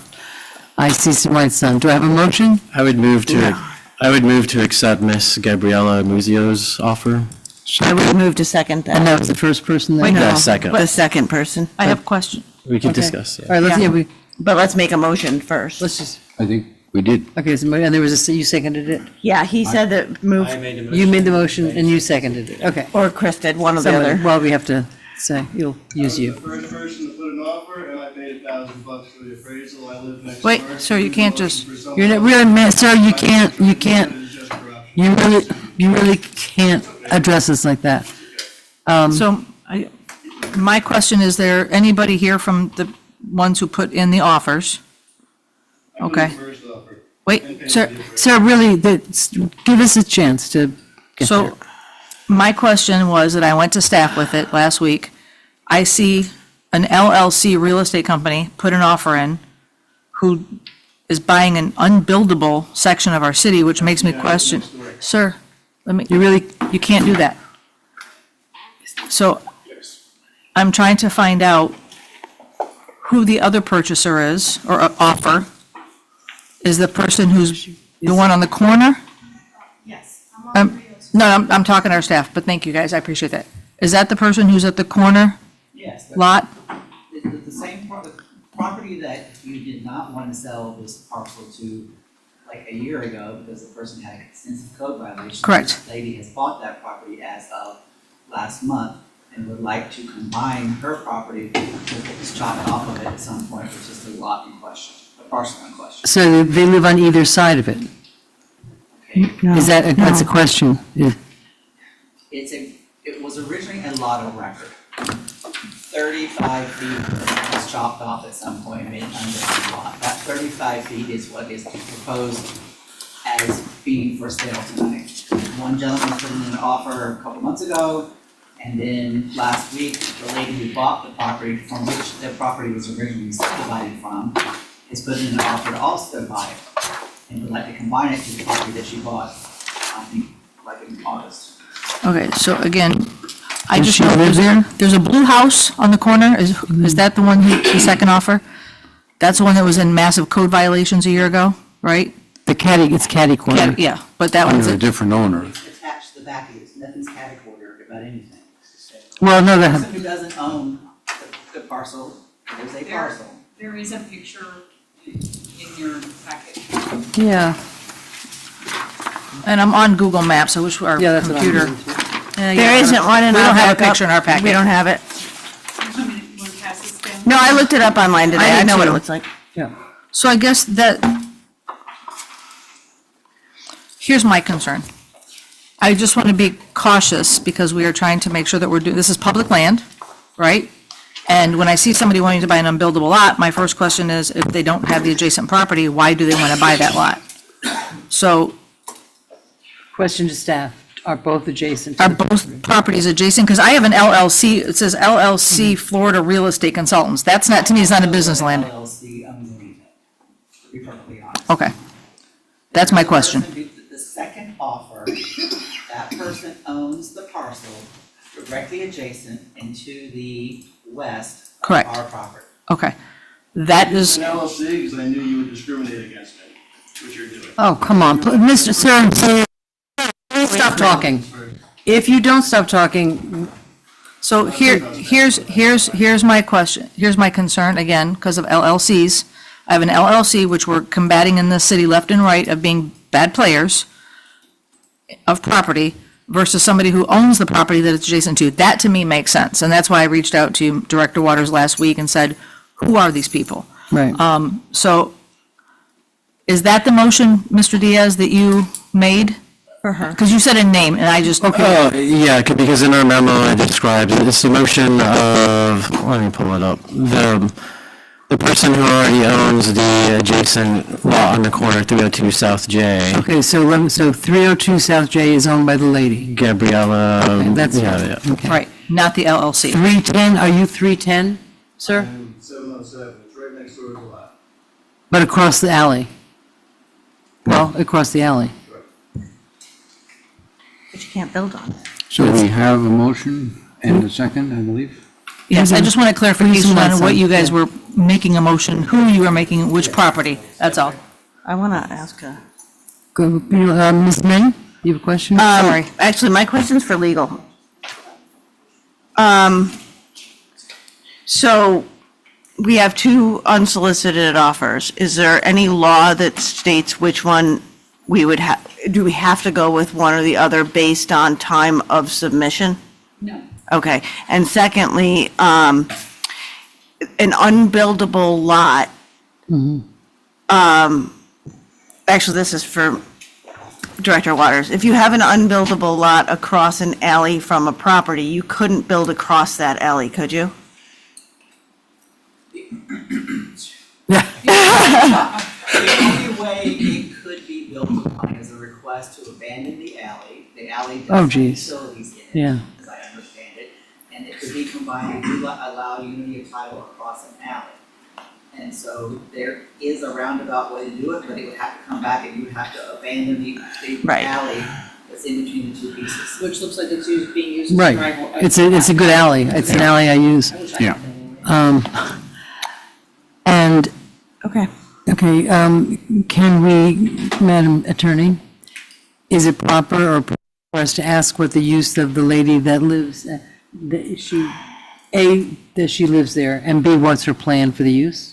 Because to me, that's as important as anything else.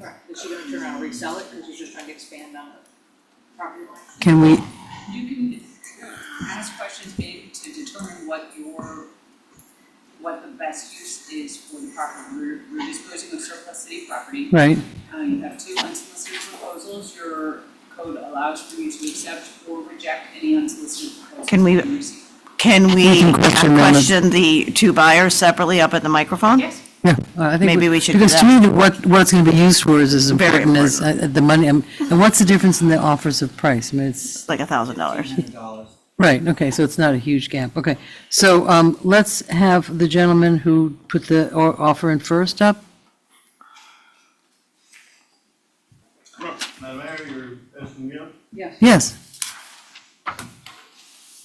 What's the address? 711 Third Avenue South. Thank you. Just your name and your, Good evening, Address? Dan Kaleka, 707 Third Ave. So just speak loudly, please. You got it. and what use would you put to the property? I was looking to make it a dog park for the city, and I was going to donate it to the city. Okay, thank you. Thank you. Ma'am?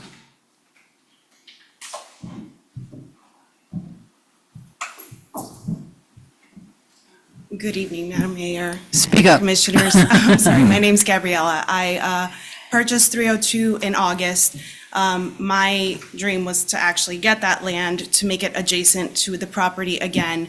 I wanted to make it a native part of my yard. I love gardening, and that's really what I like to do. But one of my biggest concerns is my utilities is on that land. The first third is where my electrical hangs, and on the back third of that lot is where my water main is. So my biggest fear is if somebody else gets that Owns it, yeah. lot, they're gonna have access to basically my utilities. We know the house I purchased is beautiful home, but it's an older home. It's a matter of time before I need access to, the pipes and everything. So there's some beautiful gumbo trees that are there that are protected. I just wanted to add to that, make sure that it doesn't stay as a parking lot where people are unfortunately, not taking care of it as well as it could be. And it'll be added to your tax. It would be added to my property. Will I it be a live unity there. of title for that? Unity of title? Will there be a unity of title for that? Yeah, okay. Yes. Yeah. Yeah, that's easy. Okay. So I just Yeah, wanted to make it a proper, part of my property, especially for the utilities, and for me to take really good care of the lot. There's a really big mango tree that's very close to the line, to the property line. Right now, it's overgrown, so it's above the electrical, and Right. it falls over my property. So I would be then owning the lot. I could take care of the tree, trim it, make sure all of the cleanup is done. And a lot of people dump trash in that. I mean, I live A lot. very close in there. I Yeah. pick up all the Yeah. time. Okay. Including the whole side of that whole corner, people throw trash Oh, yeah. into the, Right, yeah. picking up usually once to twice a week. Yeah. I'm out there trying to clean up. All right, thank you very much. Can I ask you a question? No, thank you. Who called her? No, please, I put it on. Mr. Who Kaleka, called her? you can't You talk. called her. I put Could it you on. please remove Mr. Kaleka? I'm out of here. Thank you. If I can, I saw that the property was being offered. There was an offer on the property, which is why I took action, because my utilities are on there. Can I? Sure. So your intention is to keep this, you're not gonna just add it to your property and then turn around and resell it to expand your footprint and get more money for your. I'm not going anywhere. Good, welcome to, I made Lake glad to Worth hear my that. home. welcome to the community. Cause I'm looking at it, it's a big lot, Yeah. are you Yeah. gonna be trying to fence it in and secure that area? Yes, just because there's a lot of people parking there. Oh, yeah. and No, we want you Things to. I should not be picking up. Yeah. Yeah, and you're Outside, exposed, and yeah. the park is exposed. So, but I've already, as soon as I purchased that lot, I've already started going to the meetings for the Jewel neighborhood. You were there in the last Yep. meeting. I'm participating in the fall thing next year. Yeah. I went to She's the, in. I want to be a part of this And community. we want you to so- be part of it. Yeah, I love it. Okay, thank you very much. Okay, so all in favor? Aye. We do require $1,000 non-refundable deposit. She did. She has paid it as well. Oh, okay. I would ask you to consider our refund. Yes, please, Yes, thank you. please. $1,000. Yes. I can't do that. It would be. Motion to return the gentleman who put the first offer in, Florida Real Estate Consultants LLC, refund their $1,000 deposit ASAP. Second. All in favor? Aye. Thank you. Sorry, Chris. Third. Yes. Okay, thank you. Congratulations. Welcome to the neighborhood. Yay. Yay. Go downtown, Jewel. And maybe you and I can talk when the meeting's over. Sir, Mr. Sheriff. Who? The sheriff. The Oh, sheriff. I thought you were pointing to the gentleman in the back in the really. Yeah, I want to talk to him. outfit. I have a little concern about safety. Yeah. Okay, so now, we're back D. Right, we're just keeping doing, okay. Task Order 5A with Kimley Horn and Associates for Eden Place at 16th Avenue North, Phase 2, seawall and drainage improvements. Do I have a motion? Motion. Do I have, do what? Approve, sorry. Okay, do I have a second? Should be specific. Second, okay. Mr. McVoy? Yeah, this will be familiar. My concern only with this one, I couldn't fully tell from the drawings, but I did mention seawall. My concern on all of these is that we maintain easy access for the public to get onto the intercoastal. And not knowing anything different, I would assume that if they're going to put a seawall there, they'll put a railing on it, just like the ones further north. And if there, I don't have a problem with the railing, as long as there's some way for people to get paddle boards, kayaks, et cetera, in. So I would ask that, if I'm going to vote for it, I would ask that that be explicitly part of the plan. Von Haydock, Water Utilities. So, I mean, this is a struggle that we're familiar with at this point, the flooding versus public access. This seawall is not going to be your standard seawall on the coast, super tall, super limiting. It's actually a bit inland towards the end of the actual paved part of the right-of-way. I believe the proposed elevation was Three something. 3-something feet. That's a big drop off. It's 3 feet elevation though, not 3 feet tall. So think of it in terms of we're already a bit inland, a bit upshore of the water line. If you consider the water line is hopefully 0, then we're a bit up. So it's gonna be, you know, this tall or so. You can carry your kayak down. Yes, so Well- we don't have any design yet. So these are all things that can be worked part of through, but this. there is no plan to install a railing. There is no plan to do any of this because there are no plans. So Oh. the intent is to, I mean, this is just the proposal to design the entire project, which would include that, you know, couple foot tall seawall as well as a bit of extra storm infrastructure. I just saw photos of the king tide there the other day and it was disastrous. So really the intent is to build the small seawall right towards the end of the pavement there, not all the way to the coast. And then meet the berm of the golf course to kind of wall it off on the other side and then install some additional storm catch basins. So there'll be a chance for input from people like Mr. McVoy that have an Yes, so interest in it. that's kind of the, like, we're approving the task order to design it. We're Okay. not approving a design. Yeah, Can and- I, sorry. Miss Miss. No, May? not if you're not done.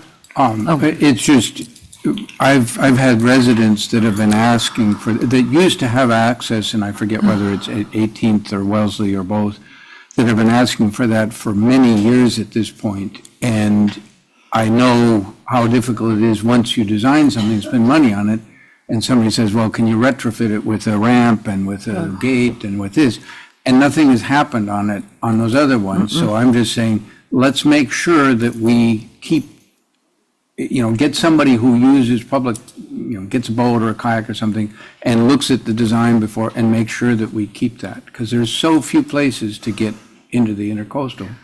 And as I think Commissioner Diaz can attest to, the county really likes us and likes to support our projects if we keep public access. And we want to do it, you know, we're on the intercoastal, or on the Lake Worth Lagoon, pardon me.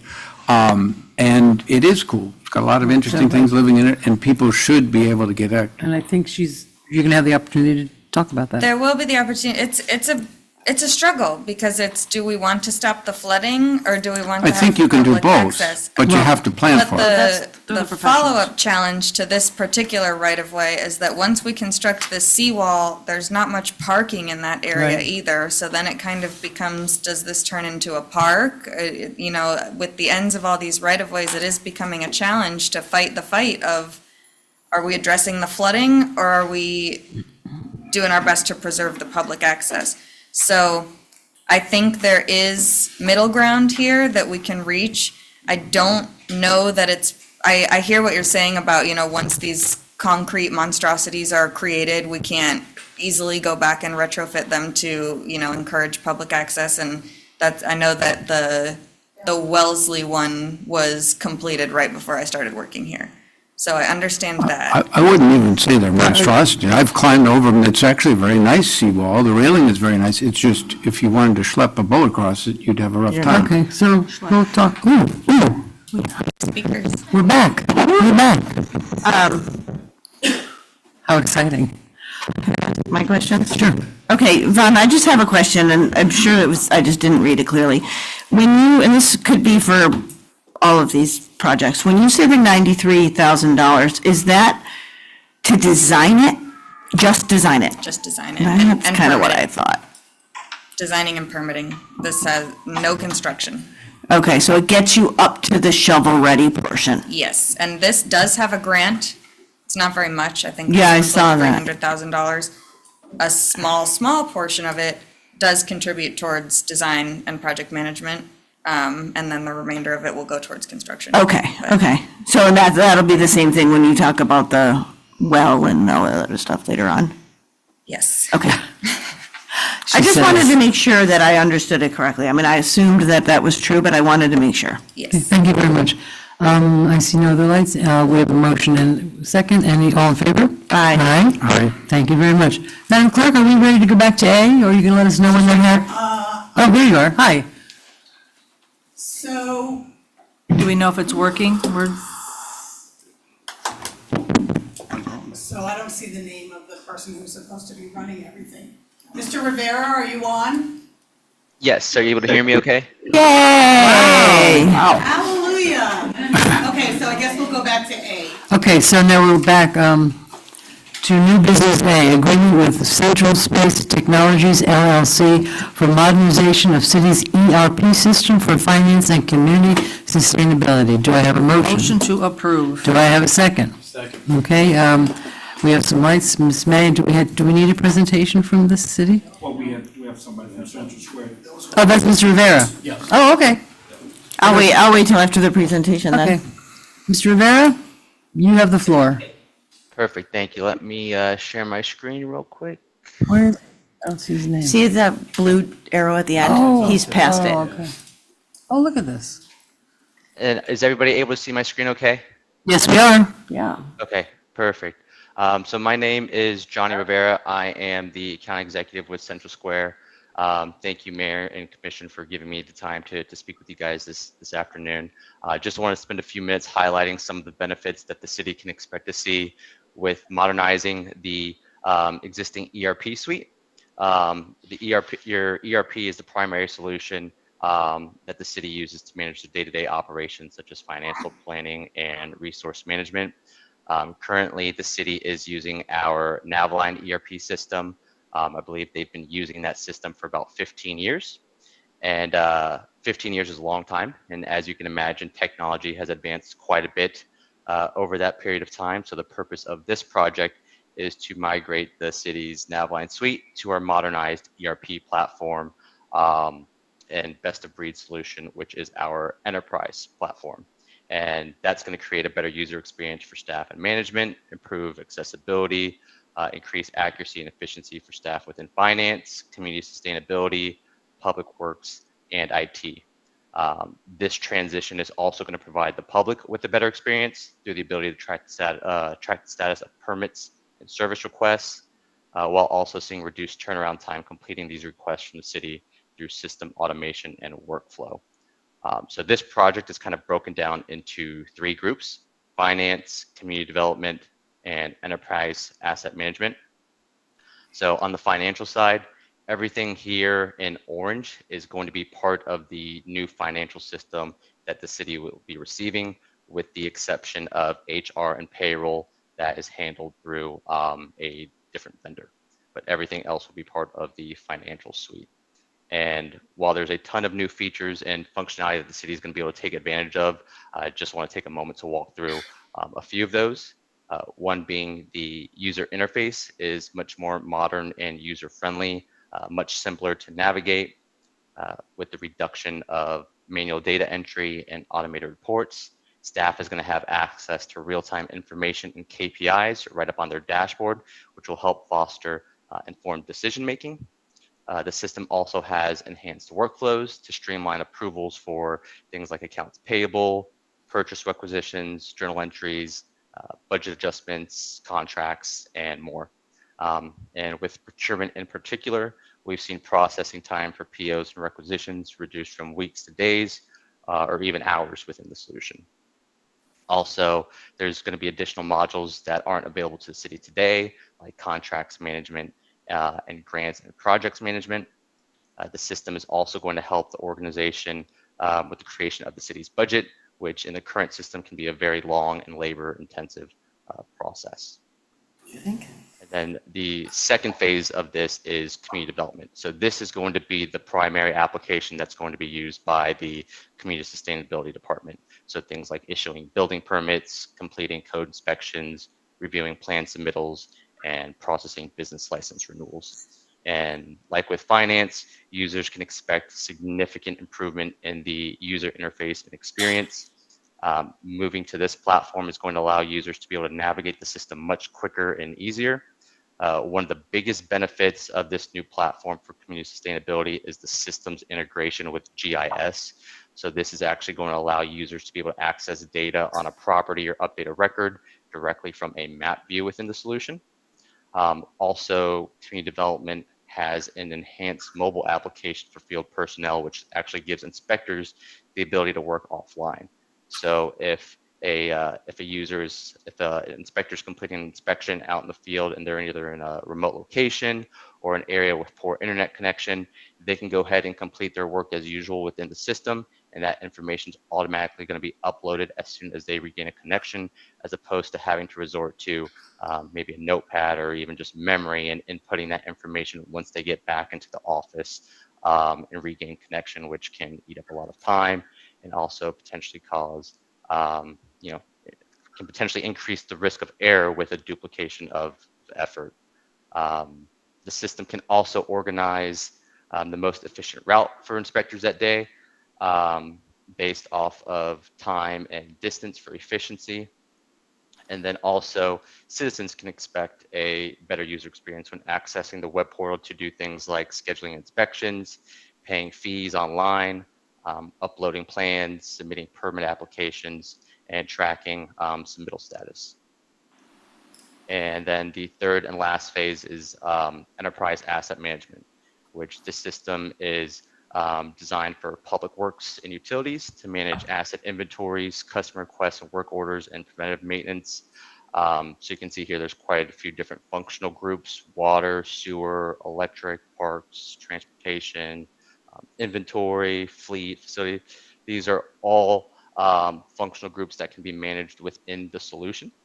And like with community development, field workers for public works can access the system through a mobile application to complete inspections and work orders on the fly, even without an internet connection.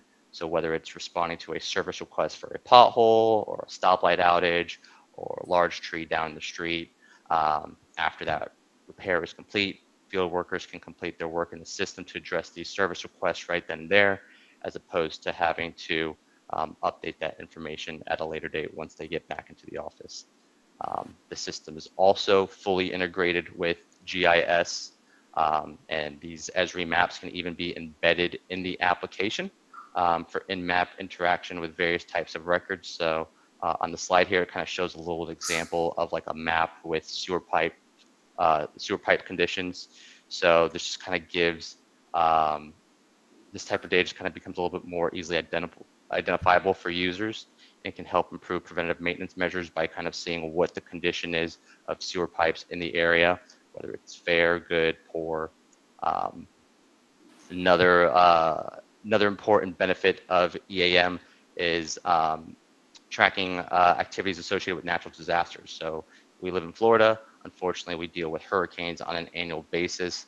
The system can help easily track activities and costs associated with these natural disasters and streamline reporting required for FEMA events. So hopefully that gives you kind of an idea of some of the different benefits and features the city is going to be able to take advantage of as part of this modernization. Happy to answer any questions that the commissioners may have. Thank you very much. I see a couple lights on. Ms. Malaga was first. Thank you. Hi, Yannick. So my biggest concern is, obviously, new technology. To me, I think penetration and safety and security. So it says that it's cloud-based. Is that accurate? So all the data is going to be cloud-based stored? Yes, but if you have further, sorry, excuse me, Yannick in the Highway Finance. If you have a technical question with IT, I would invite Nelly to come. Yannick did it. Well, Jonathan can also answer that. Yeah, but I want to hear from our staff. Yeah. Because obviously we know that things happen to cities. And I want to make sure, because we are kind of antiquated and Navaline may not be penetrable because it's so old. Where, I mean, that could be a plus. Are you okay with the level of safety, what the layers they're taking to protect our city and our residents and our business owners' information? Nelly Peralta, IT Director. I don't remember if you remember, last year, June of last year, we went live actually with Navaline's cloud-based. We moved from on-prem to the cloud. So the same. Still kind of archaic. The same measures that we have as far as security and access is the same thing that we would have internally, plus Central Square, Johnny, you could perhaps talk about the certifications that you have and the guidelines that you can follow as far as security goes from your side. Well, I mean, if, he doesn't have to expose all that, because I don't want everybody listening to know, but do you feel that what they're doing is sufficient for us to protect our residents and business owners from a potential hostage situation? Yes, we've been using the same technology for a year now with their SaaS product, with their cloud base. Okay. So it would be the same scenario. Okay. Can we guarantee 100%? No course one not. can do that, of course. Okay, I'm good, thank you. Mr. McVoy? That was one of my questions too, and maybe one to direct, because I think the Vice Mayor is very correct that, you know, we've certainly all read stories of municipalities paying noticeable ransoms because stuff's shut down. We don't want to do that. Yeah, we don't have the money, so hey, don't bother, guys. Never stopped other people.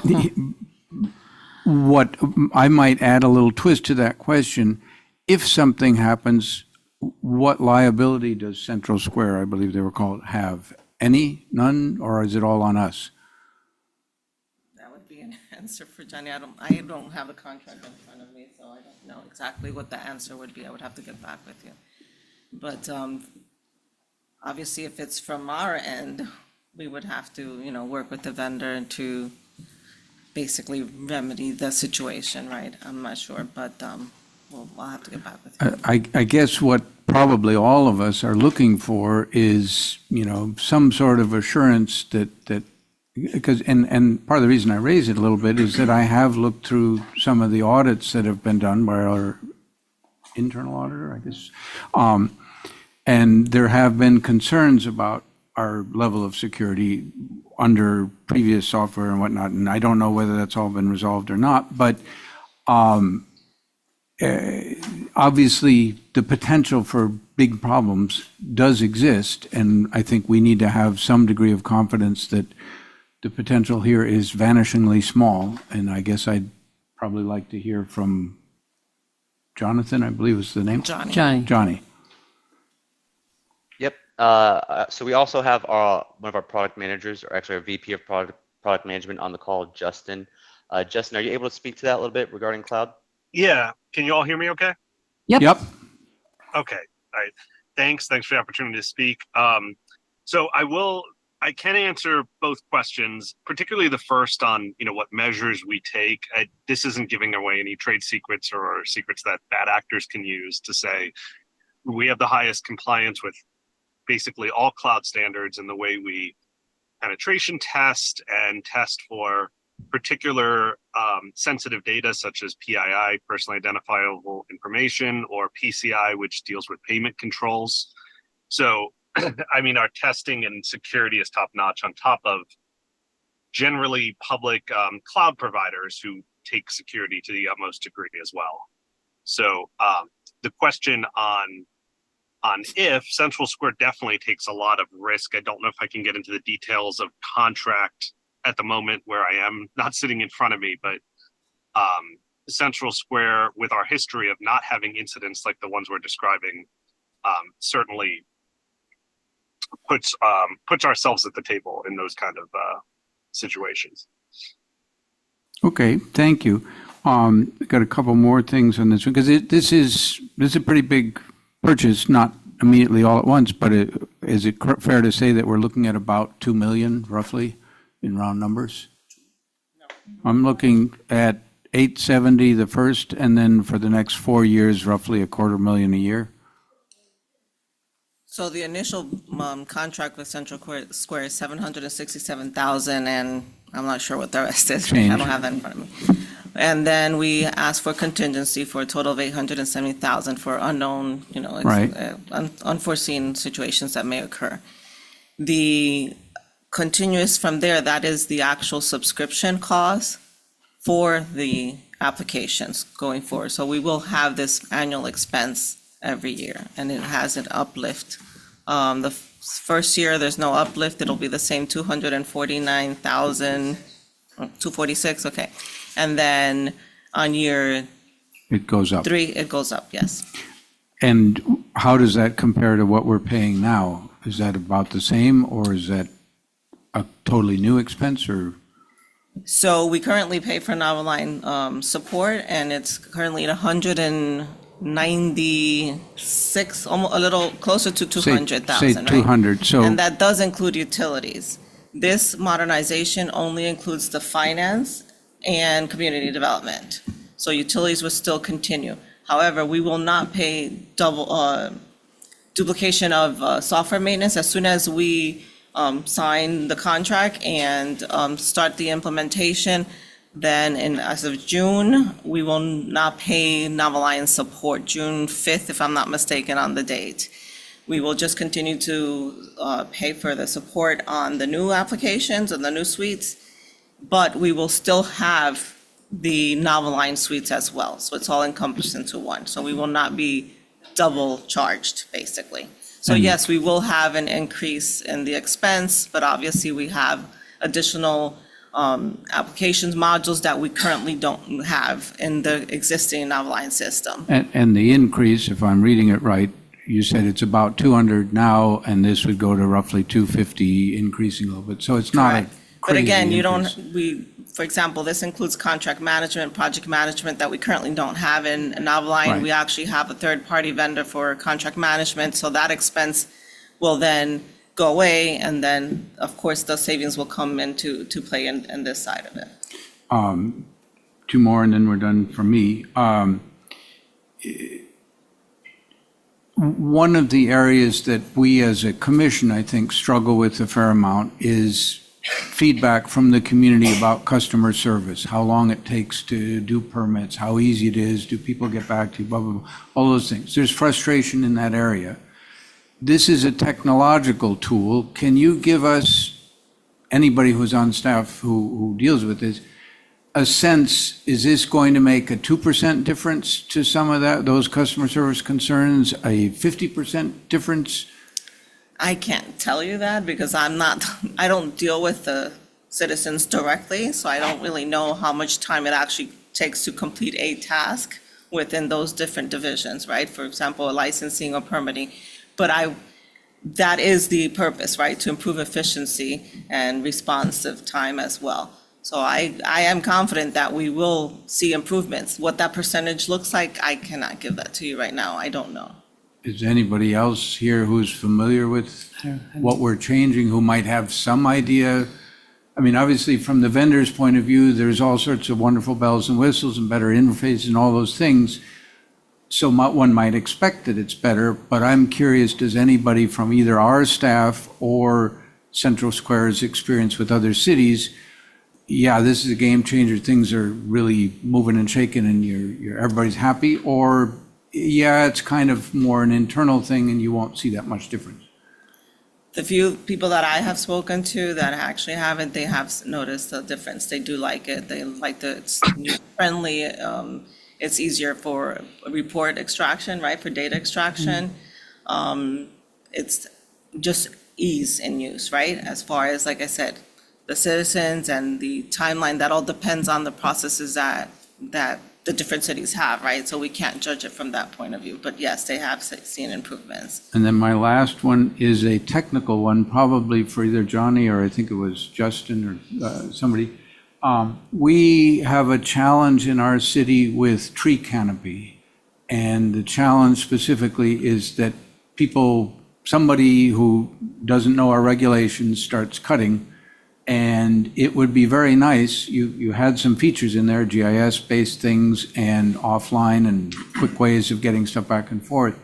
It would be very nice if there was a way to use some of these tools that if somebody's doing that, there's a record, it's immediately communicated, somebody else can say, hey, go out and deal with it. Because this is an ongoing issue and it does require a quick turnaround. Are there any aspects of this tool that might be helpful with that? Johnny, if I'm not mistaken, citizen engagement would be one of those, if you can go ahead and take over on that. But yes, there is. Yeah, Justin, are you able to speak to that a little bit? Or Yeah, I'll maybe speak. Matt, I'll I speak think that to might it. be handled more in EAM. Okay. Yeah, and Matt being more of an EAM expert than me, which is enterprise asset management. But I'll start to speak to it. And if I could go back to the second question for just a second. we absolutely notice a lot of efficiencies that aren't just internal, that do face the citizens. For example, these products are much more user-based workflows. So someone that is a building, a permit tech has workflows that are much more designed for what they're doing. A citizen service request today, instead of just a web form that might need double entry and may get things misrepresented or not entered the right way, automates into asset management or the work order system or even the mobile system that Johnny mentioned earlier. So we do see a lot of actual minute improvement, response time improvement in those citizen-facing areas. On the tree canopy, yeah, tree canopy is a pretty common work order that can be set up. And you mentioned GIS, so Esri/GIS is such a common component, and particularly if a lot of that stuff is already getting tracked in Esri, I think it would actually be a very easy experience for you to add that work order type. But maybe Matt, you could add a little more. Yeah, I think you did well there, Justin. Hello, can everybody hear me? This is Matt. Yep. Yeah. Yeah, there is a specific tree inventory module within the enterprise asset management system. It, like Justin said, it does integrate directly with the GIS. So you can click on a particular tree, see what species it is, create an assessment or an inspection on that tree, and basically track its life cycle as if it's any other asset, and yeah, do work and trimming and those types of things as far as that goes. Of course, somebody's got to collect all that data and put it in, but the system can handle it. Yes. Yeah, mostly I was looking for, is there some way to make use of some of this to, rapid response to deal with situations so we reduce damage? Thank you. Any, Ms. May? Hi, thank you. So some of the questions that I had were already answered, but I do have two questions. One, the $100,000 cushion, that's normal? Yes, in Okay. case we have something that we need to do internally, other than, that's not covered through the contract. Okay, and the tree canopy, was that already involved in the, It's what Mr. work orders. McVoy was just saying, is that part of the program that we're already purchasing, or would that be an extra? So that would be handled through work orders, if I'm not mistaken, and then it depends on the asset. So we have the ability to configure the system to our needs. Okay, And of course, we have to gather that data. Sure. And create that database and be able to access that asset based on the information that has been uploaded or entered into the system. okay, and two more questions. One, Jamie, remind me the name of the thing that tracks the pavement. Is it the pavement index? Yeah, the PCI, Pavement Yes. Condition Index. Yeah. Because he was talking about that with the sewer, you can track the sewer pipes and the quality of those. Can it do it with the roads? I would suspect it's infrastructure, right? And Right. Again, all this data has to be collected. Right, so if you had the PCI, you could put that information in and then use that to create reports. Yeah, we currently use micropaver, so there are applications that are specific to doing that because you can get a lot more information out of Okay. something that's specific to that particular asset, with roadway being deterioration and other things like that. This would be more on the aspect of the work order side of things. So someone reporting a pothole, stuff like that, that can be part of like the work order process. But as far as the actual detailed information on different roadways, we would probably keep that separate on the actual application that we utilize for that. Okay, and I see that this is for finance and community sustainability. How does this help in efficiency? How does this help with efficiency in code? And permitting. And Well, permitting, yes, but in code compliance in general. Well, I mean, this is just the actual process in which they actually input all the information. Okay, so- And just, it It increases should efficiency. expedite their reporting processes and their Correct. report We're back. basically going from, and I think Commissioner or Vice Mayor Malega mentioned before, like kind of we're antiquated. Right. So we're basically going from, like a gateway computer with a 5-inch floppy disk drive on it to the laptops you guys are currently using on the dais right now. It's a completely I see. different technology. So we're not playing Oregon Trail anymore. We are no longer playing Oregon Trail. Okay, thank you. I'm just making a joke, but those were my questions. Thank you. I did have a follow-up after the managers, and that was, I would think that in general, we would want to integrate all of our databases as much as possible. So yes, the PCI software may collect more detailed stuff, but it's ultimately, it's a GIS database of some sort, and I would want to make sure that that is integratable with this. Here's an example. If we put into Central Square's system where are all the GIS information where our sewers are, well, we don't want to be digging up for the sewer, digging the road up, you want all that stuff in the same database or in the same system that can interface with it. Are we sure and have checked that out that, because we do have the data on, I believe we have pretty good GIS on our sewer. I suspect we have pretty good on the road things. We probably have fairly good on the electric utilities. But all that stuff ought to be in a system that can be accessed with APIs or however you want to do it. And there's the key, the API. So there is an interface with Esri and their platform. And again, Central Square can speak to it as far as how they integrate with Esri. And we get all the things we need, APIs or whatever else, to make all this work so that that's part of the deal? They can answer that as far as. Yes, the answer is yes. And this system, I agree with what you were saying. I think I was gonna chime in with that earlier when you were talking about the different systems or having good road / SCADA or whatever information. The link with Esri GIS is extremely tight between these two systems. That link is very direct, doesn't even require the API layer, but the API layer is also there for importing and exporting other data items or things involving your asset management in a very safe way. So I don't think any of that would be a concern. All of that should be in the system so that the work orders relate to the type of data you have, right? Cool, thank you. That's what I was hoping to hear. Of course. Do I have, all in favor? Aye. Passes unanimously. Thank you very much. Thank you, guys. Oh, wait, did we have, was that the public comment one? No, that was. Oh, it was the No. folks up there one, I think. The public comment, right? Is that all O up there? Yeah, remember, he wanted to talk about. No, that's good, Steve. Right. But these, Yeah, that's. Madam Clerk? Can you hear me? Yep. Oh, hallelujah. Okay, yes, Madam Mayor. Well, I just realized there's it looks like 5 people up there that maybe wanted to speak on this subject. Who do they want to talk about? People up where? On the Zoom? Yeah, they're all part of the Central Square. They're not for public comment. Oh, okay, fine, perfect, thank you. Makes our life a little easier, thank you. All right, so moving along, we are now at E.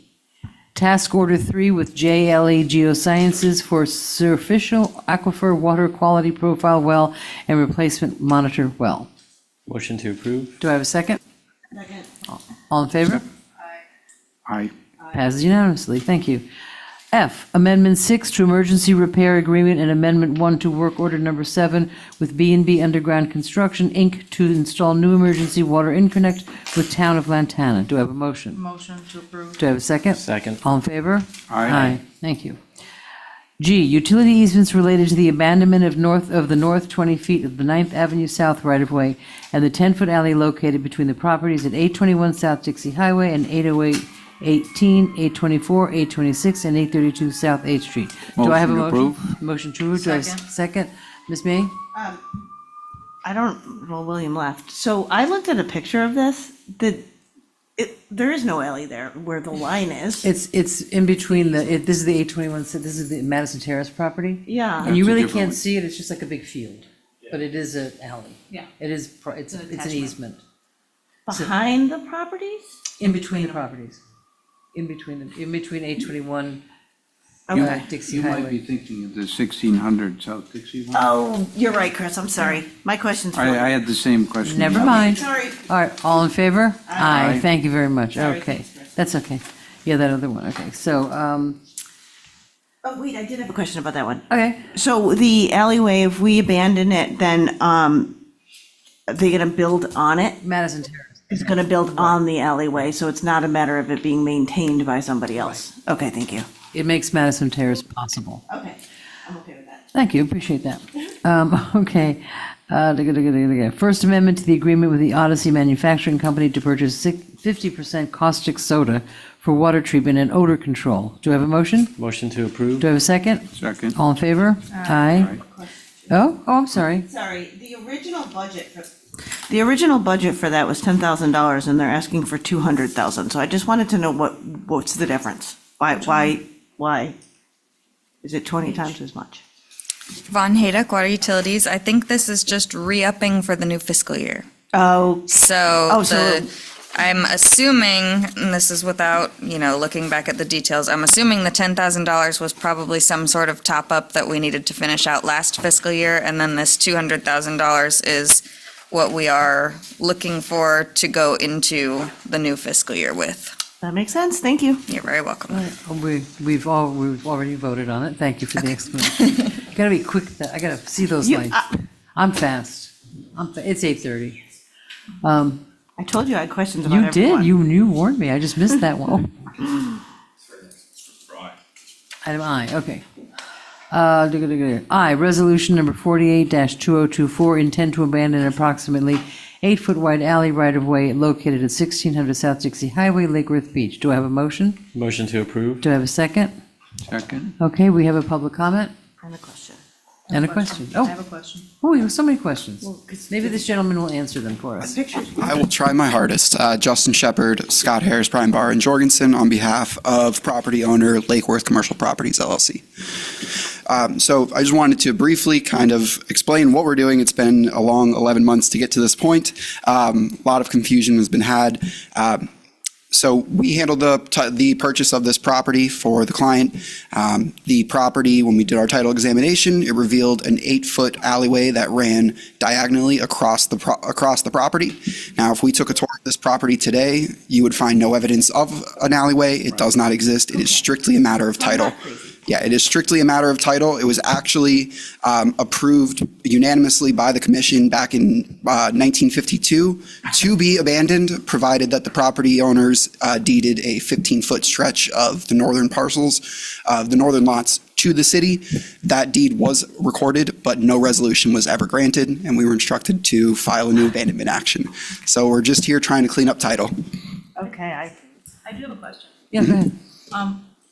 You may have heard me in the LLC conversations earlier. Yes. So when I see Scott Harris, Brian Barra, and all their friends, on behalf of Lake Worth Commercial Properties LLC, which is somebody who does not live in my city, what is being built here? Because There's nothing being built there. There's already a commercial plaza that's already built. It's built directly on top of this alleyway. There's a parking lot and 2 buildings that exist directly over you're not it. doing anything else? We're not No, demo, reconstruction, we are strictly abandoning it to clean title and ensure that the hassle that we went through over the past 2.5, 3 years to get to this point and get this to close, that the property owner doesn't have that in the future should he decide to sell it, should he decide to leave it to his children to eventually do what they want with the property. We're just trying to clean up title today. Okay, thank you for So clarifying. you represent the owner of that little plaza? Yes, yes, And ma'am. is it being sold now, or? It is not. We He just wants to clean up the title. He just wants to clean up title. Yep. All right, thank you very much. You're very- I feel so much better. I bought my first bicycle from that plaza. Well, there we go. Not quite, but It's Chris's. Okay, Okay. we all in favor? Aye. Thank you very much. Okey doke, now we're going down to J, goods and services agreement. Goods and services agreement with G&W Electric Company to purchase 3-phase solid dielectric multi-way switches for power distribution in downtown Lake Worth Beach. J, do I have a second? Motion to approve. second. All in favor? Aye. Madam Mayor? Oh, yes. Just so you're aware, for these next items that, for the electric utility, we do have David on, in case you guys do have any questions. Okay, We thought you were gonna answer them all. yeah. No? Not if David's here. Task order number K, task order 2 with Teamwork Net to provide engineering services for the 138 kV transmission line coordination with the existing infrastructure. Do I have a motion? Motion. Do I have a second? Second. All in favor? Aye. Thank you very much. L, Second Amendment to Professional Services Agreement with RepServe LLC for substation construction consulting services. Do I have a motion? Motion to approve. Do I have a second? Second. All in favor? Aye. Aye. M, purchase from Allen J. Fleet Sales for the procurement for fleet replacement vehicles. No cars for Jamie. No cars for Jamie. You've had enough. They're actually for leisure services, parking it's and the approved. meter shop. Then it's So they're approved. not, No, I'm just kidding. Are these fancy cars again? Are we doing like No, pickup really not. trucks? they are not. They are Ford Mavericks. So right. the smaller pickup trucks. And then the one for parking is a Chevy Equinox. Motion to approve. Do I have a second? Okay, all in favor? Wait. Oh, I'm sorry, Ms. May. Sorry. This, so I know we're buying more vehicles, but this kind of brings me back to my issue with the fact that some vehicles have GPS systems for us to know where they are and make sure our employees are safe. Some don't. And personally, I think that that's not a good policy. I think it's a better policy to know where these cars are. And you told me that they have GPS in the garbage trucks, but not in the code vehicles and not in the leisure services vehicles. And I just have a problem with buying brand-new trucks, giving them to employees where we have the capability to track the trucks with the phones and the computers, and we're not doing it. So How much more is it? So. they have the phones, you can track it with their phone. Yeah, so as far as the GPS in the vehicles, as you mentioned, we do have them in our solid waste vehicles, mainly because they do leave the city to go to the transfer station. We have the big setup and solid waste at 1880, so we know exactly where they are on the routes. That kind of helps us as the operation throughout the day to know exactly where we are on the routes and everything. And the other white fleet, which is half ton and under, which is what you're talking about right now, this has been an issue that's kind of, it goes back a little ways. It is a union issue as well. Is it the union that has been dissolved? No. No. No. That's IBW. So this is actually PEU and PEU. before PMSA, when we saw PMSA. Okay. But yeah, this was something that was discussed in previous union negotiations. So I will say it's not something, and I guess, I don't know if, I'm kind of looking over. It just doesn't make any Elizabeth, sense. There are vehicles, we should know where they are. but They are our vehicles. We've run driving into their this own car, that's one situation thing. in the past. So is it, I guess, is the direction that you would like to bring this back up again and see if this is a possibility? Into putting GPS in all city vehicles and not just in our heavy equipment? I would if it's something that the others agree with. Well, and- I do have a question. Do you want GPS or do you want like a tracking system in case one goes missing or an employee goes missing? Because there's two different facets. You can go either way. If we're concerned about people's safety in the vehicle ever being stolen, there's a tracking system versus a GPS, which literally tells you where the employees are. I mean, at the time. personally, I would like a GPS. Well, I think that's what the union was fighting. Correct. So But there are cars. I agree. So if our employees are driving our cars with our phones and our computers, why can't we know where they are? It's just something that has to be negotiated. Okay, so then, so the tracking would just be, what's the difference? It would beep The when they tracking leave is the- initiated when the car is stolen, and it can be tracked through different systems depending on who it is. Oh, like Find My Phone? LoJack, It OnStar. doesn't address what you're. No, it doesn't. it GPS doesn't. is a completely different animal, so I guess we have to deviate which one the union is opposed to versus what they. And why would they be opposed? Well, it's the union. I know, Rhetorical I just think question. it's 9 o'clock at night and we don't have to get into it, but I do have, I still do want to at least get it on record. They can that I always have be a added problem to with cars this. too. I mean, you can always add a tracking system. And like the ones that we utilize for solid waste, you know exactly when you're idling, how long a truck is idling. Like you can go pretty detailed as far as the information that you want back from whatever you're having on those vehicles. Yeah, I mean, I'm not asking for cameras in the vehicles. I just want to know where the cars are. Now, see, I would rather have front cameras, dash cams, Oh, than GPS. We have we do have the cameras on our vehicles. On all of them? On solid waste vehicles, No. not any of the white fleet. I'm talking about the But white that fleet. was an issue that came up as well, union-wise. You can have the front-facing cameras, which we have on the front and back, There are also the ones that are inside the cab that face back toward the driver. That's an issue. That would be a different issue. So would That's an they, issue. would they agree to any sort of monitoring? Again, everything it's all about negotiation. It's all about. I mean, I understand negotiation. your frustration. But I trust me, I totally understand where you're coming Okay. from, and I get it. I was just letting you know. Okay. Do you guys agree with me that this is an issue? Certainly something to discuss with the union. Yeah. I And mean, maybe for next year. I think this year's done. No. No, not yet? no, we're in the process right now. Okay. And I believe it was somewhere in the mid-20s per vehicle on a monthly basis.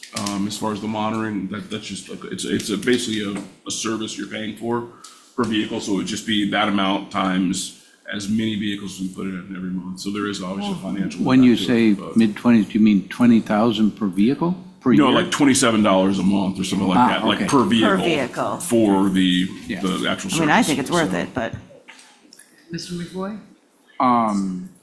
Yes, question on the vehicles.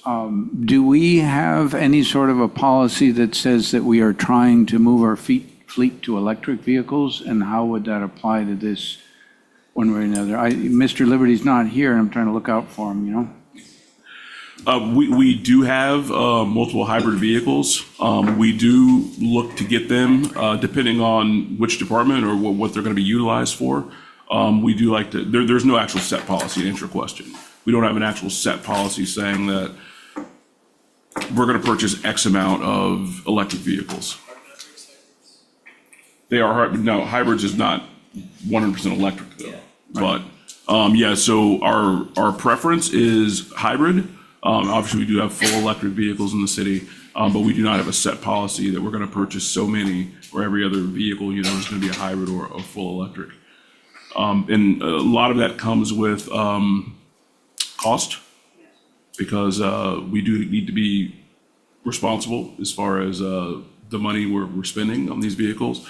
But we do like to, when we can, and when it's feasible, to purchase hybrids. I would just think that, we're talking about, there's the purchase cost, but there's also operating cost. I don't know Correct. where things are on that at this point, but since we are trying to do some commitment and we have an electric utility, Yep. it would seem like something we might want to think about, what policy we want to have as a commission.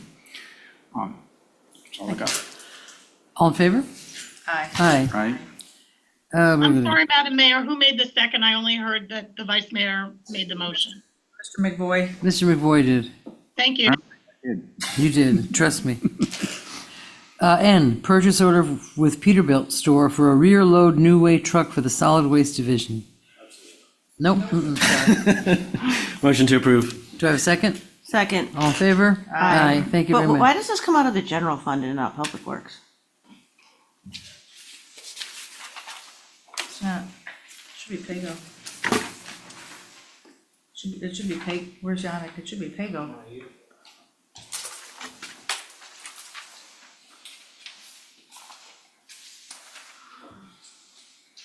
It does say general fund, Yana. It's supposed to be. I just thought that was an interesting spot to pull a Well, big giant truck from. Couple items ago, it said Payo. Well, I saw, Does it have a G? I saw Payo. Hey-o. Like, is that Payo. new fund? I like that. Yeah. Payo. Yeah, it's supposed to be Pago Yeah. from the solid waste. Solid waste. Yes. All of our So heavy that's- equipment for solid waste comes out. Okay, of so our- that's a correction. Yes. Okay. Okay, thank you. Thank you. It's the little things I It find. is, that's good, no? Shows you're looking. All in favor? Aye. Aye, thank you very much. Oh, construction contract for Bulldog Fence of Florida LLC for IA Banks and Pinecrest Cemeteries Motion to approve. fencing project. Do I have a second? I know Second. we have, okay. Okay, we have one comment here. Monica Bellotti, 915 North Palmway, spending money on a cemetery fence that will not increase safety or aesthetics when a few trees would improve the look of a cemetery. A privacy fence would decrease safety. And I believe that Mr. Goodstein has a comment? Well, Yeah, so Sam Goodstein, 1717 12th Avenue South, Lot 34, just indicated he was against the fencing. He didn't write a comment. Oh, okay. All right, thank you very much. Motion to approve, we have a first and second. All in favor? Aye, thank you very much. Well, oh, your light is on. I didn't, sorry. Mr. McVoy? I did receive input from residents, and I know that in the past, there was a differentiation made between the IA Bank Cemetery and the Pinecrest, and that there were a number of long-standing families in Lake Worth who did not want a fence on Pinecrest. There was also multiple people raising the issue of would the fence in fact make it harder, and I don't know if we ever got a word from PBSO to provide security for it. Would there be other means that were a lot less expensive than $500,000? So I would vote no on that one. Okay, so, all in favor? Aye. Aye. Nay. Mr. McVoy, the lone dissenter. Okay. Doing this commission stuff at the end is, you're like, I don't want to say anything, I want to go home. All right. That's why they did it, so we don't talk. Commission liaison reports and comments. Let's start with District 4 tonight. It's All Randy. right. Thank you, I need that. It's been a while since we've met, obviously. So I've had TPA governing board meetings since then. I think there's some good things in the works for that. I did want to talk about, earlier Commissioner McVoy brought up the pedestrian crossing bridge, and the latest update is DOT doesn't even want it on long-range transportation plan, basically. And sorry, that's distracting. What is going on out there? Major paving. Oh, right. We should know that. So the short version is DOT drew a line in the sand and said, no, you should look at these other options. And their other option was, that north walkway of the school. And they said, like, if you improve pedestrian all the way, and it's like, we know why that's not a good idea. So I think the fight continues on. There's allies and TPA staff, they see it.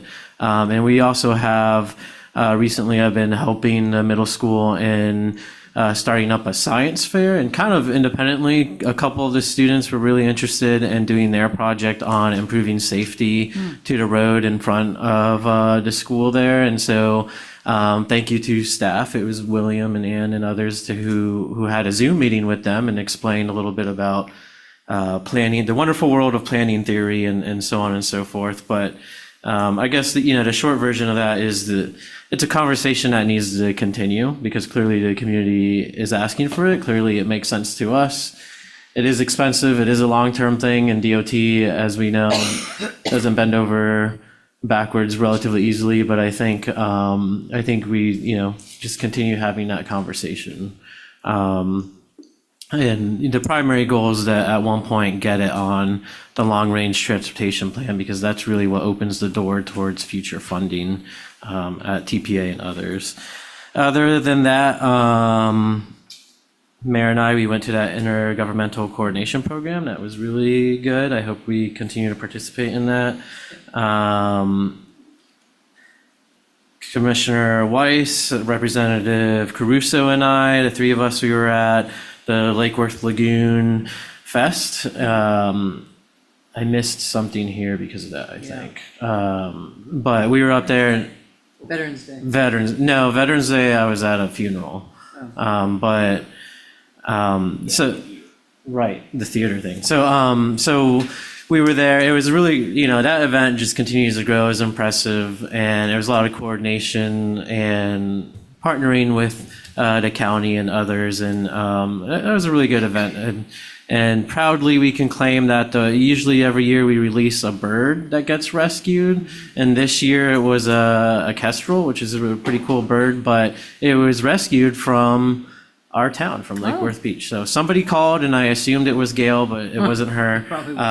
Somebody called it in and it was like a week before the event, and then the Bush Wildlife Center rehabbed it, and then we were able to release it. That was pretty. It's a controversial question. So when I've brought wildlife to Bush Wildlife for rescue, they do not like to put names on them. I do. They don't want to humanize it. They don't want to, yeah. Yeah. Kenny, Yeah, I disagree with that. I wish we could, I name them, whatever. Other than that, I wanted to ask for consensus on something, and that is, we can be a little bit more open about this now, but we have been working with improving the relationship with Town of Palm Beach, and it's a long history. I encourage you to learn about it from Jamie and on your one-on-ones, but basically, they're at a crossroads where they are looking for options on who can provide them with nice, clean drinking water, and we're one of the two finalists, if you will. And I was kind of asked to see if we could get consensus, and maybe if I could be kind of the liaison point of contact with that because of my knowledge of the water systems, but also prior relationships with Palm Beach, and just there's a lot of work that needs to be done in terms of communicating between the two of us, and I have been more than willing to take that lead already, so. I'd like to address that, but it's one of the things I was going to talk about in my comments. The Palm Beach County, the Palm Beach Civic Association had their first meeting of the season, and I get their newsletter, and it was talking about the water, and I attended and listened, and at the end, there was comments, and I just made a comment as the mayor of Lake Worth Beach, thank you for considering us, RO has given us great water. It was really nice because the guy who's the head of it, Michael Pasillo, is an old lawyer that I know from years ago, and he asked, Betty, are you here? I got the chance to stand up and say thank you, and got actually a really amazing round of applause. A lot of people came up to me afterwards and said, thank you so much for your interest in coming and showing that this is something that's real. And the presentation was filmed, and I've shared it with everybody, and it's public record, Palm Beach Civic Association.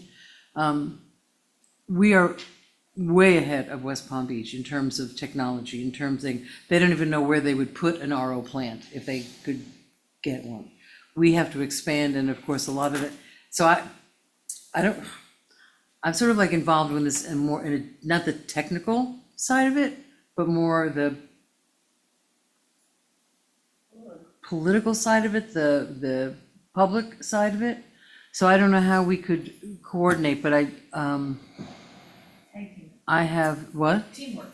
No, I'm just afraid of the Sunshine Law anyway, because I have some relationships over there as well that I can build on in terms of relationships, not necessarily, I don't have the technical knowledge that you have, but I do have that other stuff. So I'd like to, so my intent is to continue that kind of nurturing those relationships. I've now gotten some emails from people in Palm Beach about, working with them and joining the Civic Association, which I'm going to do. So I would encourage you to have that conversation with our city managers and Mr. Pasillo. So I've been updating him for a long time also. Right, no, we talked about you, right. and obviously in terms of the technical stuff, Okay. but I'm not, So it's not just technical, but also, if there's an opportunity for us to both do it, I'm okay with that. But again, this would definitely be something that's going to result in a lot of things that we're going to vote on. So it's something that we can navigate, I think, well, we have to, carefully. because I don't intend on walking away from it. I intend on being involved in it. Okay. I hear you, Madam Mayor, but I also hear, if I was, viewing from a distance, it sounds like both of you have longstanding, well, I don't know if yours are longstanding, but I know that Commissioner Diaz has longstanding relations with folks on Palm Beach, particularly in the environmental and water sort of area. In addition, he does have, more of the technical side of it. Obviously, there are sunshine issues, but it seems like, Madam Mayor, you're involved in a lot of things with the League of Cities and various other things. I'm not walking Perhaps- back from it. I intend personally to, as the mayor, represent the city in this endeavor. You could make a choice to deputize, a commissioner who has pretty reasonable I reason think to. I've been clear. I have Yes, no you're intention of clear stepping that down you from don't being want involved. somebody else to do it. Okay. That's that's not at all what I said. Sounded pretty That's clear to not me. at all what I said. That's what we talked about, teamwork. I don't have the expertise, but we do have, and I am the mayor of the city, and I'm not gonna step down from the fact that I have different relationships than Mr. Diaz, but in terms of the technical stuff, absolutely. But, we can figure out, maybe we can work with the attorney on how to work it without, violating the sunshine law. I think we can. I mean, I think we both can be involved. I think a team effort is a good thing. I think we can too. I mean, we have to be super careful and, Right. and also, time is of the essence because we are drafting our response, but yeah, if we can. Did have you that. watch the video that I sent? Yeah, I mean, I was well aware of the forum before and after, and, my relationship goes back to long before I even considered running for any office, because I was, I was the environmentalist that warned them that their water was being contaminated with cylindrous bromopsin years ago, and that's Yeah, kind of I mean, what, that's kind of what led them to this decision, so. Clearly, you're involved. But I interrupted. I think that was the last thing I had, yeah. I feel like so much happened. I did miss the Veterans Day, that was, and our multicultural event, that was sad on my part, but, that was because I was attending a friend's funeral. And I think that's all I have. That's it. Thank you. Ms. May?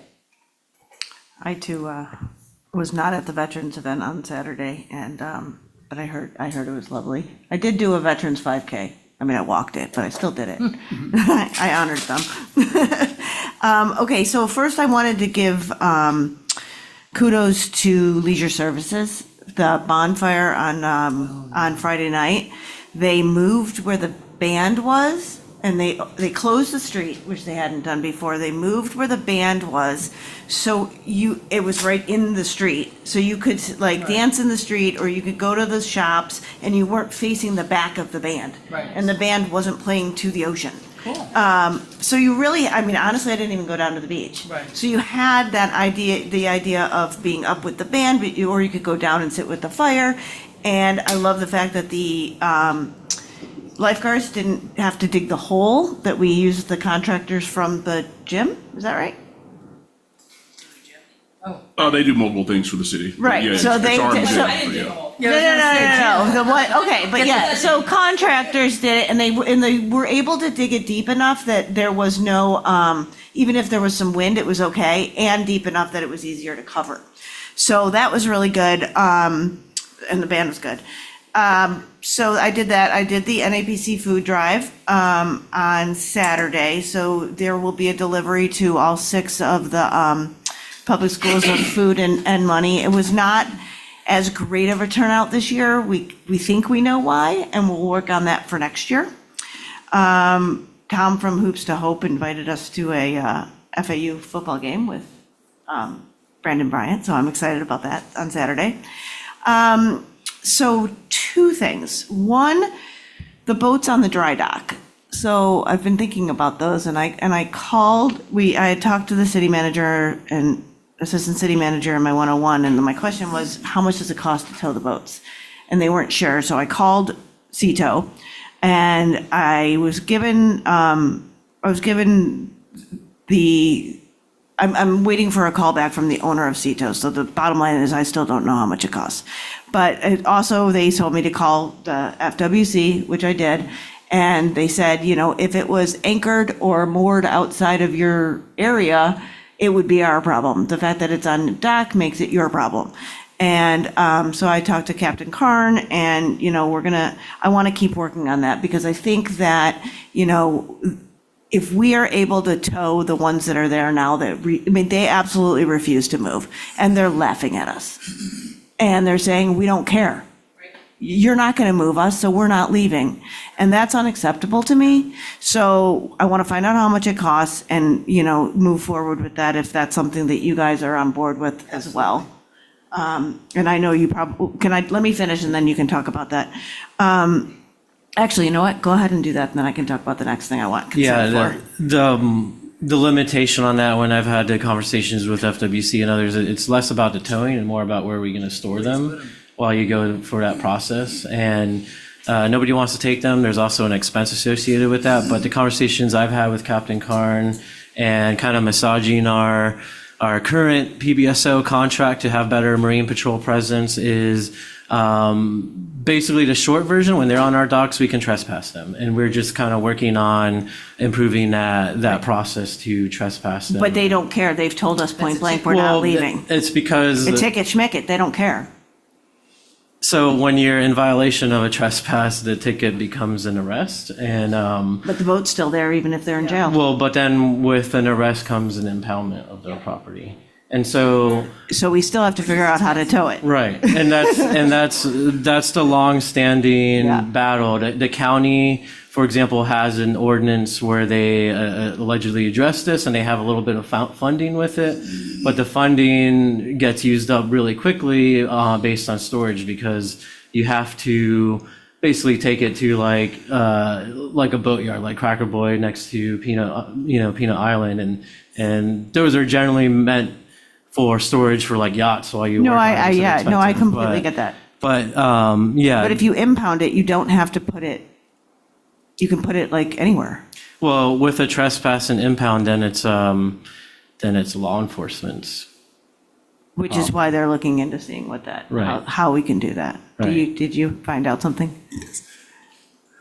Mr. Perry. Mayor, Commission. As a matter of fact, I've been on the phone all day and was working with the attorney today on this same issue. I talked to FWC today, and they gave me a list of vendors that are local that we're going to try to work with, because there's several different issues. One being the trespassing. Second, what do you do with the boat once we impound it and we have to hold on to it to go through a process if the person comes in and challenges it? So it's not just that easy. So I talked to the attorney today. We're going to try to set up a meeting with the Sheriff's Department, their legal counsel, our counsel, and we're going to get together and come up with a policy. But the attorney did look it up last week and gave us, the state statute, and it gave us different ways to apply it. But like I said, like you were saying, it's not just going and take the boat away. We have to hold it, and the person does have the opportunity to go through some process, like some type of administrative hearing, to make sure we have to post it. So it's more than just, going out there and pulling the boat. And we also, I got the name of a young lady from the state who handles the grants. So hopefully we can get some of our money back. And they gave me a perfect example. Broward did the same thing. They went and towed some boats, and then they tried to send the bill in later, and they don't do it.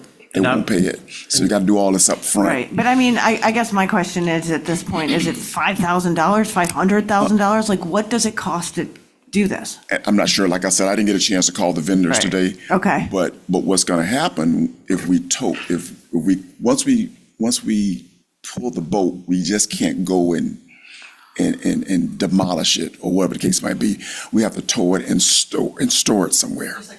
That's going to be the issue. No, I get that. So the storing costs, and then maybe at the end, through the administrative process, we can go ahead and demolish it. So it's several different components that go along with it. But we're working on it. I was on the phone working on it today, and as a matter of fact, You guys are awesome. So we're trying to get it done. We want it done also. Okay, great. Yeah, because I think I think also as a statement, here's, this is not okay, and we're going to tow your boat. Correct. Okay, thank you. No problem. Keep us But- posted. Unlike a car, that process takes like 6 to 9 months to go. And I forget when it happened, but there's a really epic story of epic in not a good way. I think it was Boynton that had to deal with notoriously a sailboat that landed on their beach, and they wanted to remove it ASAP. but they had to find the owner, and the owner was living somehow, this is like, there's a movie out here to be made. This owner was literally living in a tent in the woods in like North Carolina or something, and they somehow tracked him down to get him to sign the paper. Please let us just take this sailboat Right, off. because there is the opportunity for an owner to turn it over. turn it over, right, but this is clearly not the case with this guy. Okay, so then my last thing is, I've been thinking about the parking regulations that we have regarding development.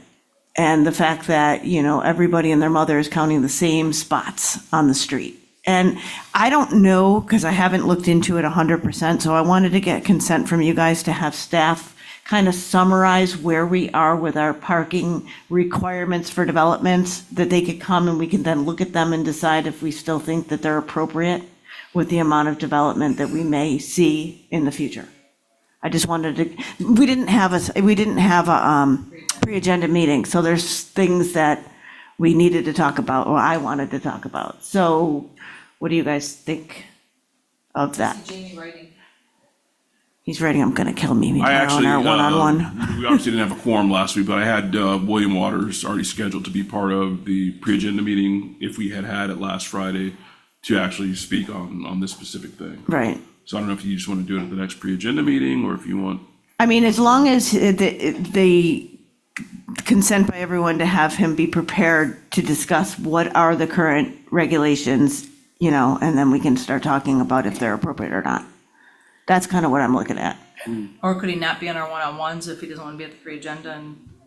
Oh, we could do that too. I mean, if everybody's thinking, oh, yeah, we probably should look at that, then yeah. But I can't, I don't know what you guys are thinking until I'm And our here. pre-agenda is only an hour, so I don't know if that would be enough time for. I can easily have them in the one-on-ones, because again, it's nothing that really needs to be prepared. It's just a matter of just asking staff, like, hey, how does this work, or how is this currently set up? What is the purpose of having it set up this particular way?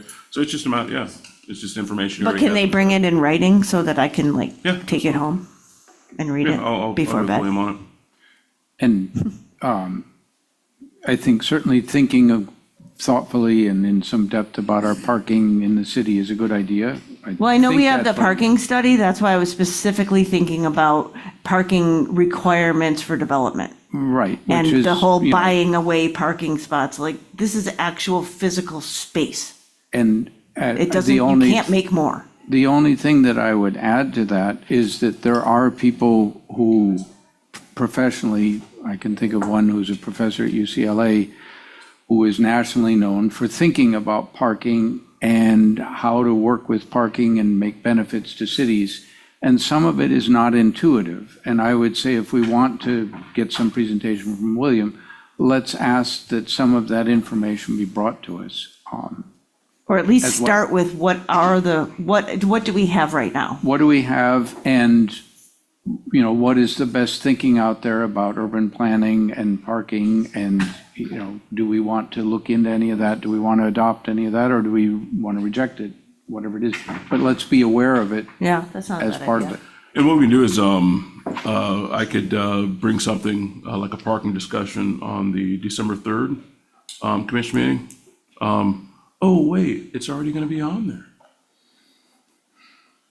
You're so good, Jamie. I was gonna cover I it in just my teed that update. up. I I was just gonna teed it cover it in my up for you.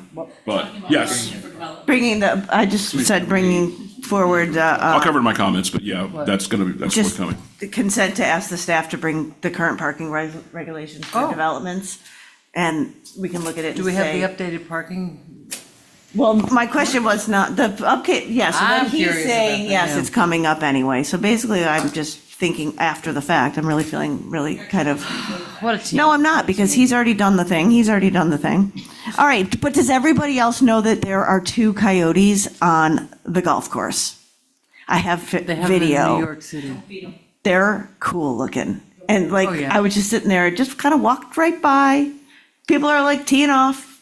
What's up, dude? Wiley is his name. Wiley. Do they eat iguanas? That's the question I had. We don't have as many ducks, I have to say, at the golf course as we did. But anyway, I thought that was kind of cool. So that's the end of my report.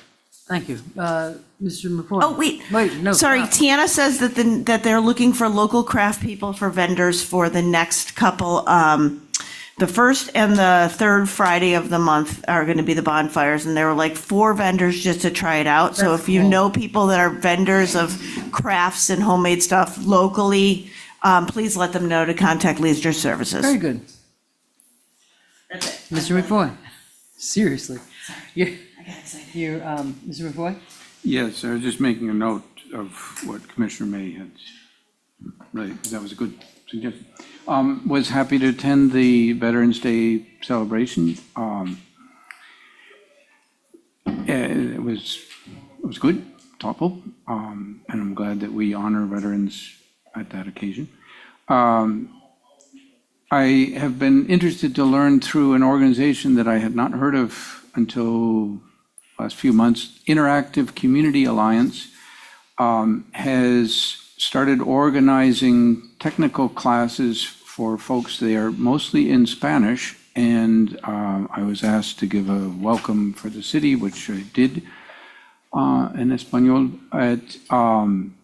And there were 2 classes. They're done in cooperation with folks from FIU, hike all the way up here. There were about 40 students in each. They were held at the Lutheran Church near the traffic circle, one in project management and one in electrical area.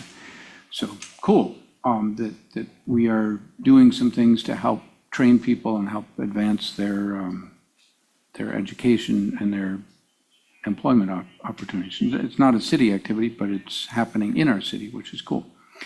I'm also happy to share that my neighbor Olika and I, along with another North Grade family who helped organize it, we won first place at the North Grade Trunk or Treat for our hands-on science table. Olika wants to become a neurosurgeon, and so I've decided that if you want to become a neurosurgeon, you really ought to know something about hands-on science. Seems to me like that. It was a bit of a stretch, but fine. So she has helped out, and we did in October 3 different science table events. The one at North Grade that we got an award, thanks to Tiana welcoming us at the Bryant Park Scream. We did it there, and at the Guatemala Maya Center, and it's always, kids love it, parents love it. Hopefully they get excited about science. I have mentioned before on the W Moda and museum and parking garage, my experience being out in the community and doing, for the last election, some door knocking, is people in the community just didn't know anything about it. And I just really want to raise the concern that I believe when we as a commission are making decisions that involve public lands and public money in significant amounts, we really ought to make sure empirically and check it that the community is aware of it and that they get a chance to weigh in. And my experience is they don't know. So I just want to make sure all of my colleagues are aware of that. Finally, we had a pretty major presidential election recently. I can't speak for others, but shell-shocked might be a term for it. And since then, I've been wondering a lot because part of my understanding of our duties as elected officials is it is our responsibility to protect the health, safety, and welfare of all of our city residents. And I see a lot of reasons, and I'm certainly not alone in that, to be concerned. At this point, I don't have any solutions, but I do call upon my colleagues here to keep our ears and eyes open to learn from what other municipalities and states may be doing, and for us to eventually think about what we might want to do.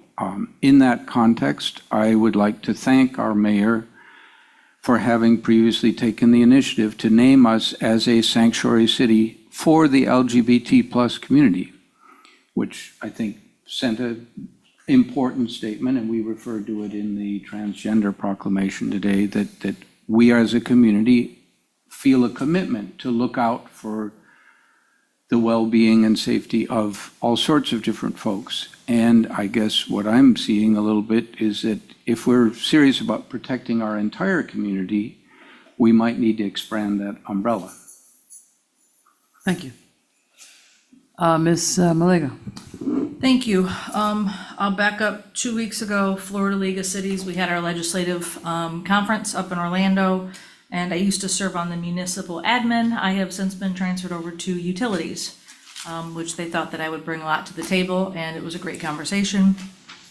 One of the things that we know are gonna come back, the top bill that we're gonna vote on next in 2 weeks, is the transfer of funds from enterprise funds to general fund. The current cap, as the bill was written, is 10%, which we're under that anyway at 8%. I brought up to the 50-plus member board that we have financial policies in place and that perhaps that's a bargaining tool for this bill, and they love that idea, to convince and talk to other municipalities about writing a financial policy, so it won't just be a random grab every time your GF is off, your general fund. One thing that we did talk about is the extraterritorial jurisdiction of fees. There are some cities that go up to 50%, and we are technically allowed at 25%. So this is anybody who's outside of the city limits that receives services from us. Services, you mean water? Water, electric, sewer, yeah. We are well below that of the 25%, which I'm shocked at. And before we ever talk about raising rates for residents or business owners in this city, I want us to have a hard conversation on what that number looks like for us to do what other municipalities are doing for extraterritorial charges. And that's on rates, fees, it's across the board. So I'd reached out to Director Liberty, who unfortunately wasn't here tonight, but municipalities can charge up to 25% of the rates, fees and charges for consumers within the municipality if they're outside of the servicing, the city, but they're in the servicing area. So I thought that would be a conversation that we should possibly have in January. What does that look like? How many people does it affect? And why do we keep going? Why are our residents why are they bearing the brunt of it when we can have other resources, right? So I just think that we need to have that conversation. This past week, I was at National League of Cities, which is, it's like getting a bachelor's degree in like 5 days, like it's intense. And there's some really good grant programs that I found out about. One is the RAISE grant, which is infrastructure, parks, rec, that has to go into impoverished areas based off the census. I've sent that information on to staff and asked them to look into it. The grant process is open right now. And the other one is the infrastructure hub. And that's put on by the National League of Cities. It's a commitment from one employee to do an hour class per month, and then they will assist, the National League of Cities will assist in applying for major grants. Boca went through it and they got $4 million last year. West Palm Beach went through it and they got $176,000. So the only two cities in Palm Beach County who went through it, and they both got funded. So I like to bring ideas back to find money. Those are two that I shared with our staff. I did do an intense 5 hours of touring all the cemeteries in Tampa. And a lot of them, actually, they have taken on that were either abandoned or were privately owned. And some of them, they cannot even sell more spaces because the records aren't accurate and they don't know where there are people buried. One of them was an African-American cemetery that was pretty much land grabbed. And unfortunately, the Tampa Housing Development, unbeknownst to them, built on it in 1950s, and they're trying to correct that wrong. So that was really, it was great information. Not that I love to be in cemeteries or play with that kind of stuff, but it was great informational. Bridges is having their ribbon cutting tomorrow at 5:30 on Lake Avenue, right across from the Chase. I don't know the address off the top of my head, so if you can come out, support Bridges in their new home, super excited about that. And the only other thing I want to ask legal is, again, coming back from National League of Cities, if an elected official does not file their Form 1, what is, not the ethics thing that we do, but the Form 1, the financial, what is the repercussions? You know, it's funny because we prepare the, training that you all have to do as elected officials. And this was my assignment, was actually to research this topic and to put it in the presentation. But that was several months ago. And so now I've forgotten all the details. There is a daily fine. I think it's up to $2,500. And then there are other penalties if you don't file past that. Who's that fine from? Is it the AG or is it? From the state. From the state. So I can find that information and email it to all of you so you have it. But I don't recall what that extra step is off the top of my head. Thank you, because we were talking about Form 1, Form 6, and all that. Sure. Which was still on Form, so far as we know, it's still Form 1. Yep, okay. All right, so quite a bit of things that I can echo. Ms. Maleg and I were in Orlando together. I'm on a different legislative committee. Mine is land use and that sort of thing, and we talk about homeless issues, and affordable housing is obviously a huge part of what we're talking about. It was batted about whether we should address ADUs and short-term rentals, and we'll make our final decision in December. When I go back up. I was also in Tampa last week, and I just as an example, like, the way it works is there's a hall of vendors, and they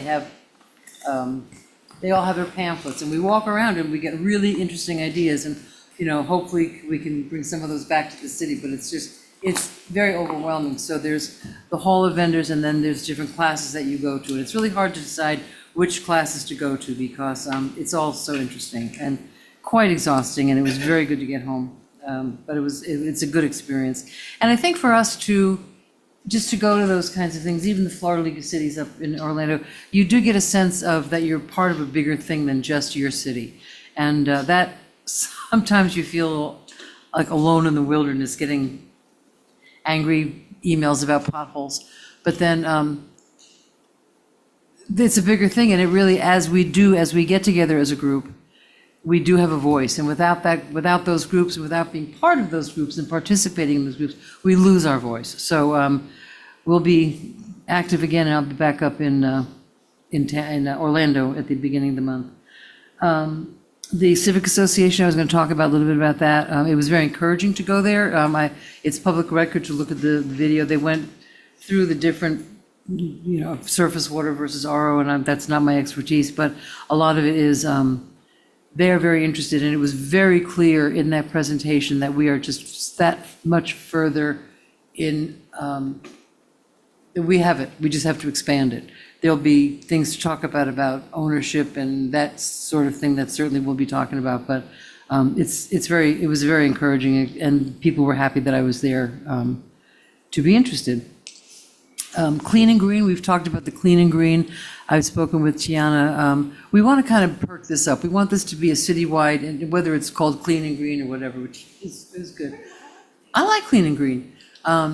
Like maybe having things like a poster contest for the kids we need to raise awareness. When I was a kid in New York City, people would just throw their wrappers out the windows. It was disgusting. And give a hoot, don't pollute. This owl came along, and all of a sudden, people were paying attention, and it made a huge difference in New York City. So I would like to just, encourage us to continue on that path, to make it a public outreach, to make it something that the citizens can get engaged with, as not just coming from above, but to get people. So we're still working on that. We had the bridge lighting. It was an unofficial act. It was just kind of a spontaneous act, but it was beautiful. Red, white, and blue lights on the bridge. On Veterans Day, we had over 100 people, and it was just kind of talked about, so hopefully next year we'll have a lot more. And what, as I think about, we're all so much is coming at us all the time with our lives, our work, and our being up here. And I think sometimes, if one of the things that I hear most from citizens is the potholes. I mean, seriously, and it was a very recurring theme at the National League of Cities when people were talking about their municipalities. What do people talk about? They talk about the potholes. It's like a universal thing. So anything that we can do, whether that's, attempt another bond or something, I would really like to address that at some point. I'm not asking for an idea here, but I really think we need to just, I get emails about potholes, and I get emails about, dealing with the building department, and those, the potholes are something that I would like to just pay more attention to as a priority for us. Let's see, Bridge Line Bridges. The Witches had our third performance at the Scream on the Green, which was a lot of fun.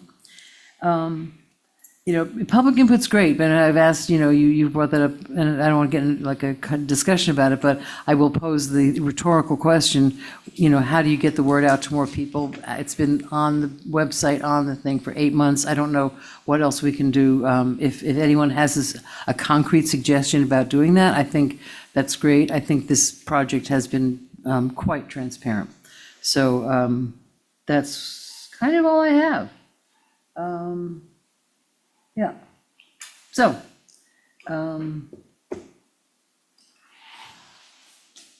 Who's next? Attorney or city manager? Let's see, let's look at the agenda. I don't even know what time it is. It's me. I It's don't you. have anything, so Oh, all yours, sir. Oh, all thank right. you. It's the Thank you. city manager's up first. I don't have much. I did want to mention, with the bonfire, Commissioner May did already mention that.